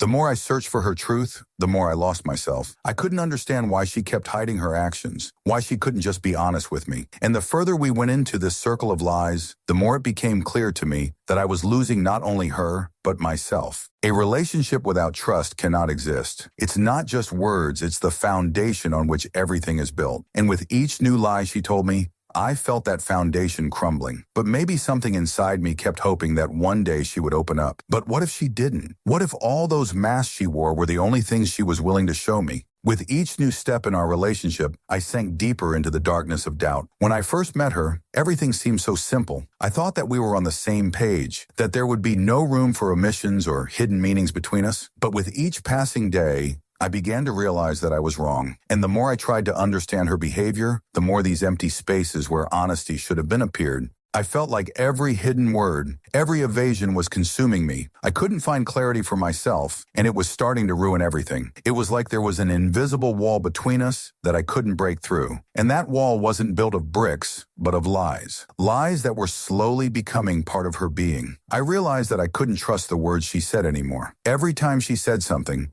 I felt the need to double-check it. I didn't know if it was the result of her secrecy or if I was just starting to look for problems where there weren't any. But one thing was clear, that pain in my chest wouldn't go away. Sometimes I found myself wondering if she might not have the confidence to be open. She hid her weaknesses, covered them up with a superficial perfection. She was afraid of not being accepted, of not being understood, and I would start to get lost in these thoughts. Maybe I was being too hard on her. Maybe she really couldn't allow herself to be vulnerable because she was afraid of losing me. I tried to find an explanation for her behavior, but it didn't give me any confidence. We weren't just partners. We were part of something bigger, something that felt important. Important to her, to me, to us. But the more I tried to understand, the more I tried to parse her behavior in words, the more confusing everything became. I no longer knew where the truth ended and the lies began, and this feeling consumed me. I began to feel her withdrawing, her world closing in, her feelings becoming something alien to me. I lacked clarity. I didn't know what to think, what to feel. I couldn't figure out how sincere she was or how much her actions matched her words. Every time she tried to hide something from me, even if it was unimportant, it became another brick wall. It destroyed the trust we had worked so hard to build, and it haunted me. And while I didn't expect a perfect relationship, I couldn't accept the fact that it was built on something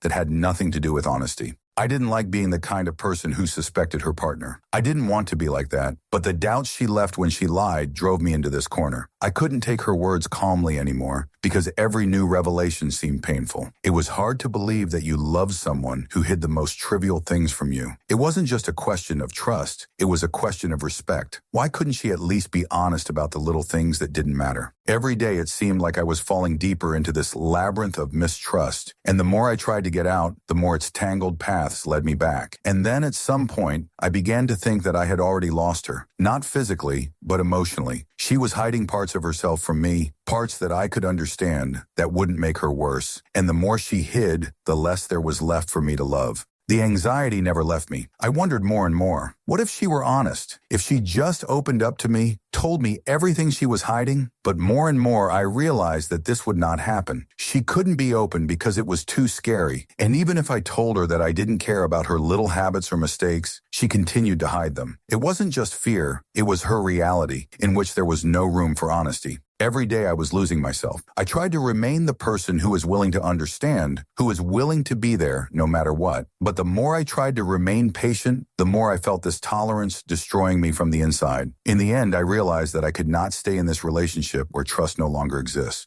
I had always believed in the idea that relationships should be built on trust and understanding. It was like a foundation on which to build something important and valuable. But here I was, standing on that foundation, and it was starting to crack. Something was wrong, and I felt like the cracks were becoming more obvious with each passing day. The relationship I had once considered healthy and right now felt shaky, like an old building with the ground starting to crumble beneath it. I felt like my ideals were slowly crumbling. I believed in honesty, sincerity, and openness, but suddenly all of that seemed unreliable. Every time she lied to me, even about little things, I felt like she was destroying the very foundation on which I had built our future. I tried to understand why she did it, why she couldn't be honest, even when it didn't matter. I began to think that maybe this was her way of protecting herself, of avoiding vulnerability. But in protecting herself, she was increasingly distant from me. I was tormented by thoughts. Why was she hiding things that couldn't affect us? Why had her lies become the norm? I wasn't a person who demanded perfect honesty, but I also wasn't prepared to accept that everything she said was viewed with suspicion. I didn't know how to react to this. I felt confused, deceived, and it was too much to bear. Something inside me had changed. I couldn't look at her the same way anymore, without that feeling of uncertainty that was starting to drag me down. I couldn't believe every word she said. It wasn't because I suspected her of cheating on me or anything worse. It was because she herself was no longer the one who could give me confidence. I felt like everything I knew about her might be a lie, and that knowledge was depressing. She was still the same person I had fallen in love with, but now she was beginning to fall apart into pieces I couldn't put back together. Every word she said became more and more twisted. I didn't know where the truth ended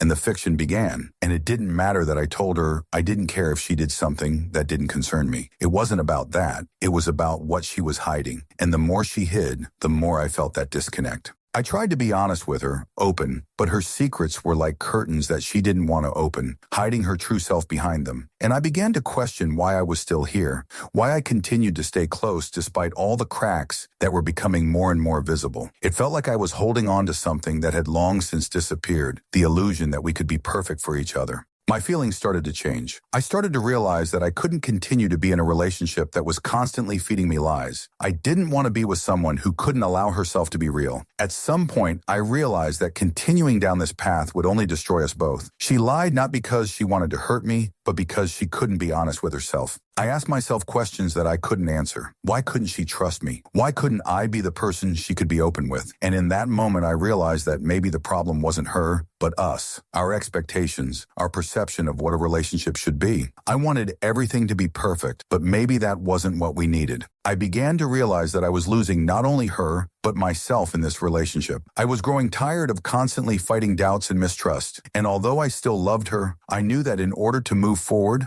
I had to find a way to free myself from these shadows that continued to haunt us. It was a hard truth. It was hard for me to let go, but I knew I couldn't stay in a relationship that didn't allow me to be myself, and maybe didn't allow her to be herself. Over time, I began to notice how my life was changing in this relationship. I was not the same person I used to be, confident and calm. I began to feel anxious, as if something was constantly hanging in the air. And despite all the efforts to maintain harmony, it was obvious that everything was far from as it should be. At some point, I came to the realization that I had to make a choice. Either continue to lie to myself that everything would be okay, or accept the hard truth that maybe neither of us was ready to be who we each wanted to be. I didn't know what to do about it, because despite everything that was happening, I couldn't stop thinking about her. I loved her, but I couldn't accept that her relationship with reality, with what was around us, was so false. Every time I tried to talk to her about it, I felt like she was withdrawing into herself. She couldn't answer my questions honestly. This made me angry and frustrated because I was just looking for honesty. All I wanted was to understand how she felt, what was going on in her life, but her secrecy only deepened the gap between us.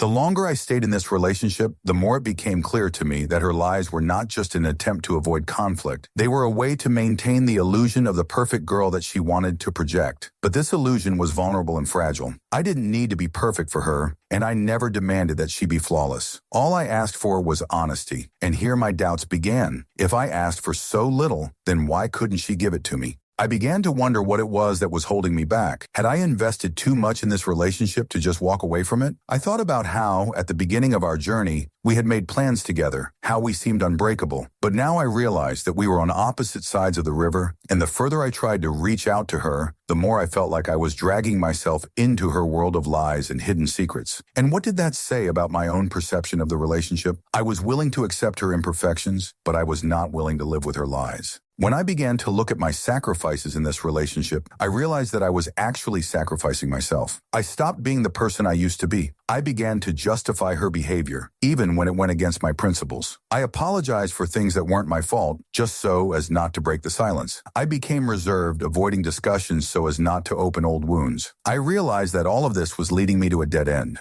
No matter how much I tried to convince myself that everything will be fine, I realized that I had to stop turning a blind eye to what was really happening. I couldn't continue to build a relationship if even the foundation on which it was based was cracking with every lie and hidden agenda. And that was the most painful moment, when you love someone, but you understand that your future with them becomes impossible. I could no longer ignore the emptiness that her lies left in my life. I could not stand next to a person who preferred to live in deception, even if it was for the sake of seeming better. I always thought that love saves, that it makes us strong and helps us overcome everything. But I was wrong. Love cannot survive without honesty and openness. And without this, we simply cannot be real. At some point, I realized that I needed to free myself from this heavy burden. I couldn't continue to be in a relationship that was dragging me down, destroying my inner peace. I couldn't be part of this game anymore, in which she hid the truth, and I agreed with it, trying not to destroy the appearance of a normal relationship. I made a decision, and although I still loved her, I knew the most important thing was to not continue to be stuck in something that no longer brought me happiness. It was painful, but it was the only way to get my life back. Story 7. When I started our relationship, I was sure that I had found the right person to build a future with. He was kind, considerate, caring, and I felt completely safe with him. I trusted him more than anyone in my life, and it seemed that such an attitude towards us would never happen. We lived together for 2 amazing years, and it seemed that a happy and long-awaited life awaited us. Our families were involved. We talked about marriage, engagement, plans for the future. I believed that there could be nothing between us that could destroy this union. That's why, when I found out what happened, I was so shocked that I didn't even want to believe it. My heart literally broke from this news, and I realized that I could no longer ignore what I noticed. He was my ideal, and I couldn't imagine that he could hide something so important from me. I thought I knew him down to the smallest detail. I believed that there were no secrets between us, but it turned out that I was wrong. It all started when I noticed that he was often alone, doing something on his phone, and deleting messages immediately after they were sent. It didn't seem strange to me at first. I thought he was just respecting his privacy, but it became more and more obvious with each passing day. When I accidentally glanced at his phone and saw an app I had never seen before, I didn't know what to do. It wasn't just a messenger, it was a dating app. I couldn't believe my eyes. Why did he download it? Why did he need it? We had been in a relationship for a long time, and there was never any reason for jealousy or suspicion. We always spoke openly to each other, and it never occurred to me that he might be hiding something. I knew that trust is the basis of any healthy relationship, and I believed that he shared that with me. I can't say that I immediately went on the offensive to find out all the details. At that moment, I was overcome by a feeling of confusion and helplessness. I just didn't know what to do with this knowledge. He was my ideal, my angel, and I couldn't imagine that he could hide something so trivial and stupid. But after a few days, when I thought more and more about what happened, doubts finally overwhelmed me. I felt that I needed to know more to understand what was going on. I continued to observe his behavior, and with each passing day, it became more and more obvious that something was going on. His passion for this dating app had become not just a passion, but a permanent part of his life. One day when I was home alone, I decided that I needed to find out everything he was hiding. I couldn't live with this feeling that something important was beyond my understanding. I took his phone And before he came back, I started going through his messages. It was terrible. I felt like a spy. But at the same time, it seemed like the only way to figure out what was going on. When I saw that he wasn't just texting other women, but actively flirting with them, searching for pickup lines and trying to connect with strangers, I felt like the world was turning upside down under my feet. My perfect guy, with whom I had never had any problems, turned out to be not who I thought he was. I didn't understand what was going on. We were talking about the future, engagement, marriage, and all the while he was looking for attention from other women. How could he do that? Why did he do that? We never discussed such things, and I had no reason to doubt his fidelity. I was sure that our union was above everything, that we would never hide from each other. But now I realized that his flirting with other women was not just a casual hobby. It was more serious. He even used methods such as communicating through special apps so that his actions would not become known to others. It seemed incredible. He was so careful not to leave traces that it raised even more questions. As soon as I closed his phone, I felt a sense of unease. My thoughts couldn't form a coherent picture. I didn't know what to do with this knowledge. He had always been so attentive, caring, and I thought that we didn't need to hide anything from each other. How could he do this? Why didn't he tell me about his needs if he was lacking something? Why did he choose these ways of communicating instead of talking to me? I felt betrayed, and at the same time, I was filled with resentment. This was not an accident. It was a whole scheme hidden behind his smile and kind words. I kept thinking about it, and each time I felt worse. The thoughts wouldn't leave me. I couldn't believe that he, with whom I had made plans for the future, was hiding such things. Everything I believed in collapsed, and I didn't know what to do with it now. I decided that I needed to talk to him, but how? How could I trust him after everything I had learned? He was my ideal, and now I couldn't figure out how to talk to him. Maybe he didn't understand me, or I was just too worried. But what if this wasn't a coincidence, but his way of hiding his true nature? Everything that was going on in my head was unimaginable. I couldn't get rid of the thought that everything I believed in was a lie. I looked at him when he was around, and everything seemed the same as before, but now behind every gesture, behind every word, I began to look for hidden meanings. I could no longer perceive him as he had been for me before. This perfect guy with whom I was building my future was now just an illusion hidden behind a mask. I knew I couldn't just continue to live with this knowledge without talking to him. He had to explain to me why all this was happening, but honestly, I didn't know where to start, how to discuss such a painful topic without destroying everything we had built. I thought maybe he was just feeling some kind of inner tension or loneliness, and that something was missing from the relationship. But that didn't justify his actions. Not only was he seeking out other women, he was flirting with them, and he was doing it all covertly, as if I should never know. My anxiety was growing. I decided to put the conversation off for a few days to sort out my feelings. I didn't want to decide everything in a fit of anger, but at the same time, I couldn't stay calm. I couldn't understand why he did this. Why did I have to find out about it through his chat, through deleted messages that he tried to hide from me? If he trusted me, if we were that close, couldn't he just tell me everything that was bothering him? But instead, he chose to hide his actions, delete all traces, and hope that I wouldn't find the truth. I decided that I needed to find answers before making any decisions. I couldn't believe that everything I felt for him was based on bad information, but I also couldn't afford to be in a relationship where trust was so badly broken. All I was doing at that point was trying to figure out his motivations, why he was acting the way he was. Was it just a game for him? Was it his attempt to feel wanted and needed when he was lacking that in real life? I thought about how often we build illusions about the people we are in relationships with, how often we believe that everything will be perfect. I believed that our union would be strong and there would be no room for secrets and deception. But now I was faced with this question.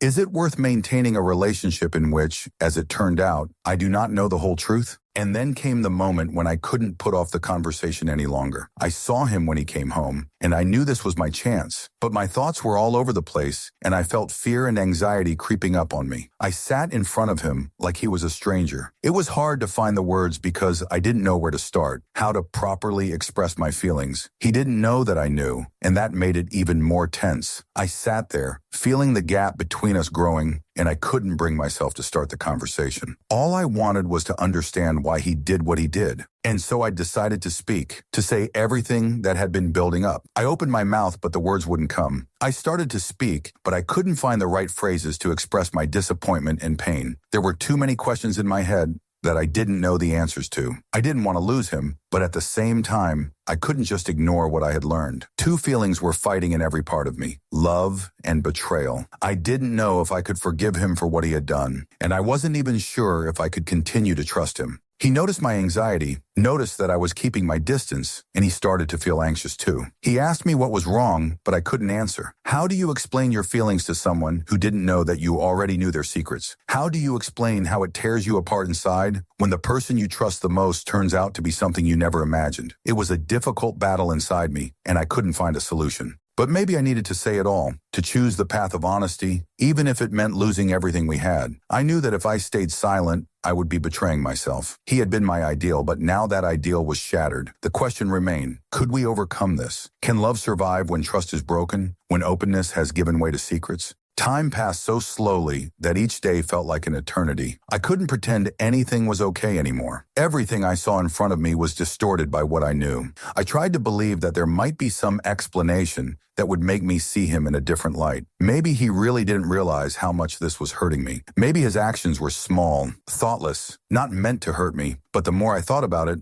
the more it seemed like a lame excuse. We spent time together, but I felt a distance growing between us. I couldn't look at him the same way anymore, without seeing hidden motives behind his words and actions. Every time he said something to me, I couldn't help but analyze it, trying to figure out where he might have lied, where he might have hidden the truth. All I knew was that he was trying to play two games at once. I couldn't be with someone who put his wants and needs above mine. At that moment, I felt betrayed, and this feeling engulfed me completely. He probably didn't even realize he was hurting me. He was so good at hiding his intentions that I couldn't find a single concrete reason to blame him. He was always supportive, considerate, and caring. He knew how to make me happy when he was around. But now, after what I'd learned, all I saw was a man who was incapable of sincerity, who hid behind masks. It was getting harder and harder to keep quiet every day. I tried to find the strength to talk about it, but the more I tried, the more it became insurmountable. He didn't know that I had found out. I didn't want to ruin everything we had. I didn't want to let him go, but the more I suppressed it, the harder it became. I felt the emotions building up, this invisible barrier growing between us. I thought I could live with it, but I knew it was just a temporary illusion, and sooner or later, I would have to face the truth. Every time we met, I began to analyze every word, every look. Sometimes I thought I could feel his guilt, as if his hidden actions were leaving marks on his face. But other times, I felt like I was just looking for signs that weren't there. I felt like a detective trying to solve a mystery that might not have a solution at all. And at the same time, I knew that the longer I kept it inside, the more I was losing. Time passed and the conversation never happened. I was becoming more and more immersed in my thoughts and doubts. I didn't know what to do. An internal conflict raged in my soul. On the one hand, I wanted to believe in him. I wanted to save the relationship and give him a chance. On the other hand, I couldn't ignore the fact that he wasn't honest with me, that he was hiding a part of his life from me. I couldn't understand why this was so important to him. What did he feel when he flirted with other girls? When he sought communication through strange apps and deleted all traces of his conversations? I tried to find one thing in my mind that could explain his actions. Maybe he was lonely. Maybe he missed something I couldn't give him. But then again, if that was the case, why couldn't he just talk to me? Why couldn't he open up and tell me about his feelings and desires? It was hard for me to understand how the person I shared all the important moments of my life with could hide such things. One day, sitting in silence, I decided that I couldn't live like this any longer. I couldn't afford to continue building a relationship on lies. I knew that if I didn't talk to him, I would destroy myself from the inside. But on the other hand, I didn't know how to change all that. He was the person I loved. He was a part of my life, my family, and we were building our future together. I couldn't just walk away without knowing what he would say. This was the moment of truth, the moment when I had to decide to have this difficult conversation. But every time I thought about how to start, fear gripped me. And here I was, facing this moment. I had to choose. Either leave it at that and continue to live with this knowledge, or take a risk and ask him directly. But what if he justified himself? What if he told me it was just a silly infatuation and that it would never happen again? Or conversely, what if he admitted that these relationships were part of his life, and I had to admit that we were just not on the same page? I couldn't stay in this state any longer. My heart was beating like crazy, and waking up every morning with this heaviness inside me was becoming more and more difficult. All I felt was a vague anxiety, like something was wrong, and I couldn't figure out what it was. The relationship that seemed so perfect was now starting to lose its magic. Everything that was once simple and clear was now a labyrinth full of unsaid things and hidden questions. I couldn't close my eyes to what I had learned, no matter how hard I tried. Not knowing what to do, I decided to talk. But the moment I met his gaze, all my resolve melted. He looked at me, and his eyes were full of concern as always. He didn't know that I had found out, and it seemed that he was ready to just live as before, without changing. He was so easy to talk to, so caring that I was lost in his image. I could return to this world in which everything was fine, but at what cost? I understood that if I didn't talk to him, I would tear myself apart from the inside. It was as if I was building a cage around my feelings, locking them in. I wanted to ask him what was wrong, what he was feeling, what was driving him to seek other connections, why he couldn't be open with me. I needed to know if this lying was part of his personality or just a random act. Scenarios raced through my mind. What if he simply needed validation of his attractiveness, a sense of being needed? Maybe his fear of losing my attention. Maybe he was afraid that I would stop noticing and loving him, made him seek comfort in other people's conversations. But that fear still sat inside me, forcing me to postpone the conversation for another day and another. Time passed, and my nerves became more and more tense. I could no longer sit in the shadows of my thoughts, hiding everything inside. I knew that there would come a moment when I could not bear it, and no matter how he reacted, I needed to hear the truth. I needed him to confess, and even if that truth was bitter, I still needed to know who I was really living with. When I finally spoke, my words were almost silent, as if the air was squeezing them, not allowing them to flow. I didn't know where to begin. There were simply too many questions, and I was afraid that my words might hurt him, even if it was necessary. I didn't want to destroy the image of him I had created in my head, but I couldn't continue to believe in him without knowing the whole picture. I felt my voice shaking, as if everything I said would determine the future of our relationship. He looked at me with surprise. I could see him getting lost in my gaze, knowing that something was wrong, but not yet understanding what it was. He didn't know that I already knew. He probably thought I was just worried or anxious about something small. But to me, it wasn't a small thing. It was a betrayal that was destroying not only his image in my eyes, but also my own perception of what trust was. He started explaining himself. He talked about how he sometimes missed communication and attention, how he was looking for something I couldn't give him. He said that flirting in chat rooms was just a way to distract himself, and that it didn't mean anything serious. He claimed that in reality, he had always been faithful to me, and that it all never went beyond verbal correspondence. But his excuses rang hollow. I could hear it, but I couldn't figure out how I should feel about it. I tried to understand him, tried to find excuses for his behavior, but the moment his words touched me, I felt this pain that had been building up all this time finally burst out. This wasn't just a misunderstanding. This wasn't just a case of him accidentally losing control of himself. This was something more. This was a manifestation of how the person who was once perfect for me was hiding his true side, trying to create an image that would please me. My feelings were mixed. I couldn't forgive him at that moment. I couldn't believe that everything I believed in was built on a lie. But I also knew that it wasn't the end. I couldn't leave him right away. I couldn't destroy everything we had built right away. But at the same time, I knew that everything would be different now. We couldn't be the same anymore. Everything had changed. The question I kept asking myself was simple. Is it possible to rebuild trust after something like this? Can I live with it and continue to love him despite his secret flirtations and hidden affairs? Or will I always feel this gap between us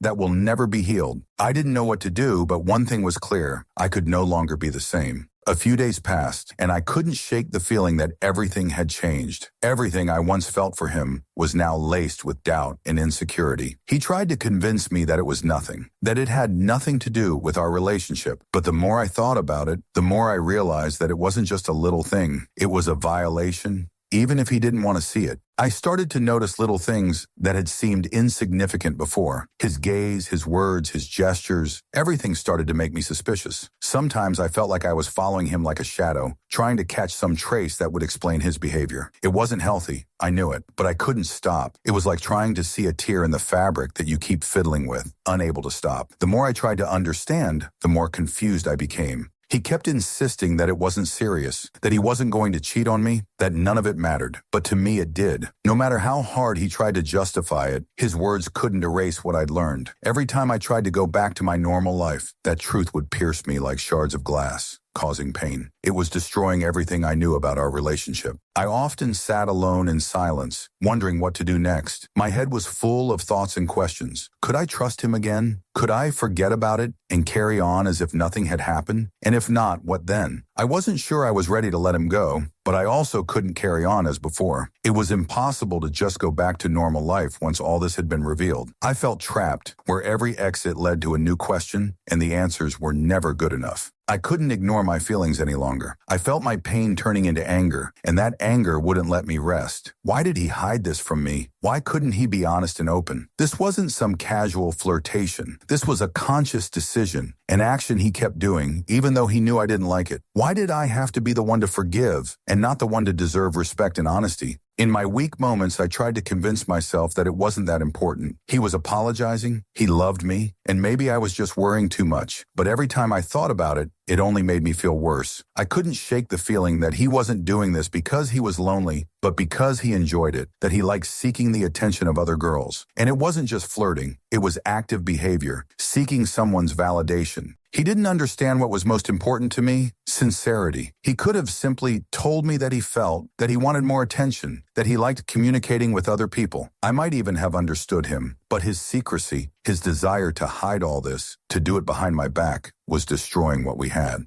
During these days, I felt myself changing. I became more withdrawn, more cautious. Every time he was around, I couldn't shake the feeling that he was hiding something. His words became empty, and his smile was just a mask. It was terrible because I didn't know how to get back what we had before. I didn't know how to restore trust when it was already broken. But on the other hand, I couldn't just leave. We were already so close, and our relationship was so important to me. It wasn't just a fling, it was part of my life, part of what I was building. I couldn't just leave him. And here comes the biggest dilemma: how to continue when you don't believe in the person you're with anymore. What to do when you don't know if you can trust again, if you can go back. I needed time to figure myself out, what I wanted and what I needed. But most importantly, I realized that I couldn't move forward unless I was honest with myself and with him. I had to ask myself, am I ready to forgive him? And more importantly, am I ready to return to a relationship where trust was broken? It was my choice, and I had to make it. But even as I tried to find the answer, it remained unclear, like a fog that couldn't be cleared.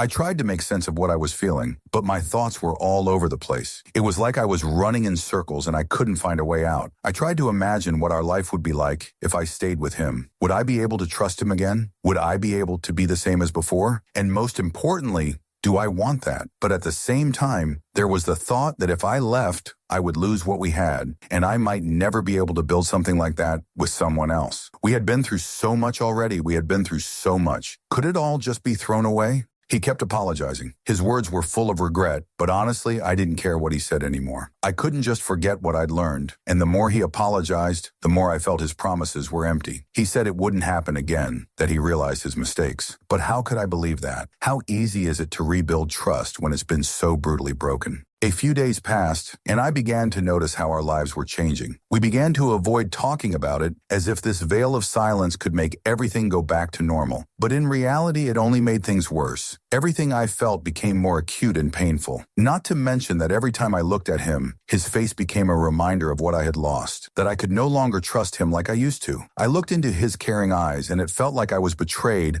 not just by him, but by everything we had built. I didn't want to ruin what we had, but at that moment I couldn't believe that I could continue living like this. Something inside me was broken, and I couldn't just ignore it. We were living together, making plans for the future, talking about marriage, about a family, and now it all seemed impossible. It wasn't something that could be forgotten. We were at a crossroads, and I didn't know how to choose the path that would bring us back. Time passed, but I still couldn't decide what to do. I tried to continue as if nothing had happened, but as expected, it didn't work. It was like trying to stop water from flowing. I couldn't force myself to be the same as before. I kept thinking about what he had done, and it was ruining everything we had. It didn't matter what he said, that he was a different person now. I couldn't forget how it all started, how I found out about his flirting and talking to other girls. Every day I found myself trying to make sense of his actions. Why couldn't he just be honest with me? Why couldn't he just say that he needed attention, that he was missing something in our relationship? Why did he choose to hide all of this, to create a double life that I wasn't a part of? I tried to understand him, but the answers remained closed to me.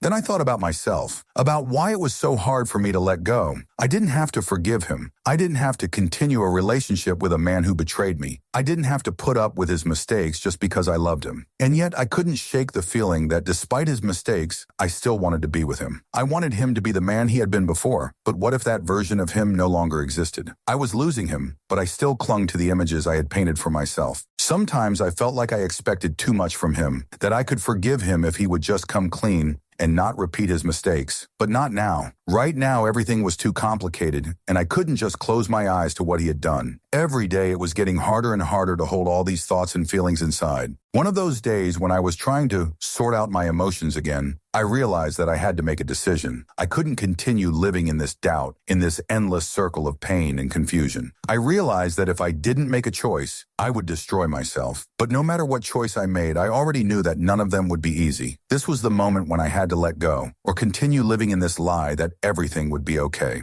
He offered me time to think, and I accepted it. But in that moment, I realized that what mattered most was not what he wanted, but what I wanted. And to do that, I had to face the truth and take a step, no matter how scary it was. In the end, I realized that if I wanted to rebuild myself, I had to be honest with myself. It wasn't an easy decision, but I knew I couldn't continue until I got through this. As time went on, I became more and more lost in my thoughts. Everything I felt was filled with contradictions. I didn't want to destroy everything we had built, but the further I went down this path, the more I realized that by staying with him, I was starting to destroy myself. Was this the end of everything I believed in? Everything I put my heart and soul into? I thought about how it all started, how easy and bright it had been in the first months, how we laughed, planned the future, talked about things we both liked. But now his every word, his every action seemed suspicious to me. I began to look for hidden meaning in his looks, in his gestures, in his words that had not always made sense before. It was like a rough stone that began to gradually destroy my confidence. Emotions were seething inside me. Disappointment, pain, anger, fear, and all this was mixed with the fact that I still loved him. Love couldn't just disappear. I felt it overflowing, but love shouldn't be blind. Love can't justify betrayal, even if it's hidden behind a mask. I knew all this, but every time he looked at me with those eyes full of regret, I tried to convince myself that he deserved a second chance. However, I couldn't stay in this state of limbo any longer. I had to figure out what I really wanted. Should I leave him? Leave everything behind? Or give us another chance, trying to rebuild what had been destroyed? Every morning I woke up thinking that something had to change, but I couldn't figure out what it was. I couldn't just go with the flow anymore, pretending that nothing had happened. I felt lost. What should I do?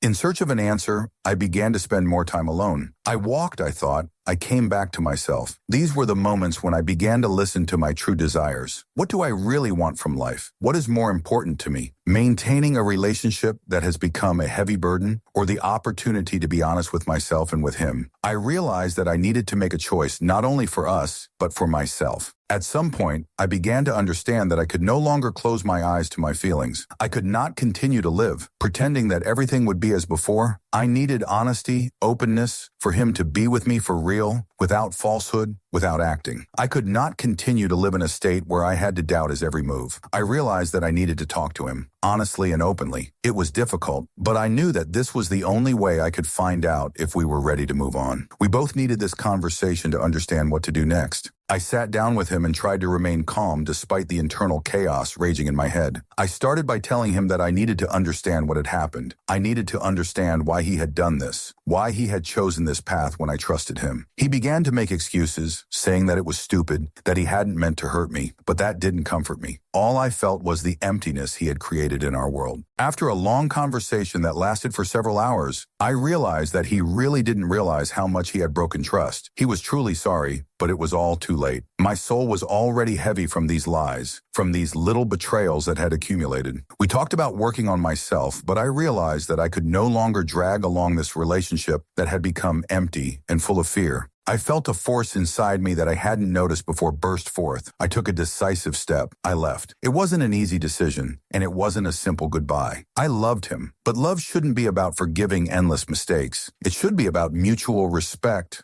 honesty, and trust. And if that's not there, then love simply doesn't exist. After I left, I felt better. I couldn't predict what would happen next, but I knew one thing: I would rebuild myself. And maybe one day I would meet someone who would make me feel whole and secure, not torn between lies and truth. I learned that it's not worth forgetting about myself for someone else. And if a relationship fails, it's not the end of the world. It's the beginning of a new journey where I will be stronger than ever.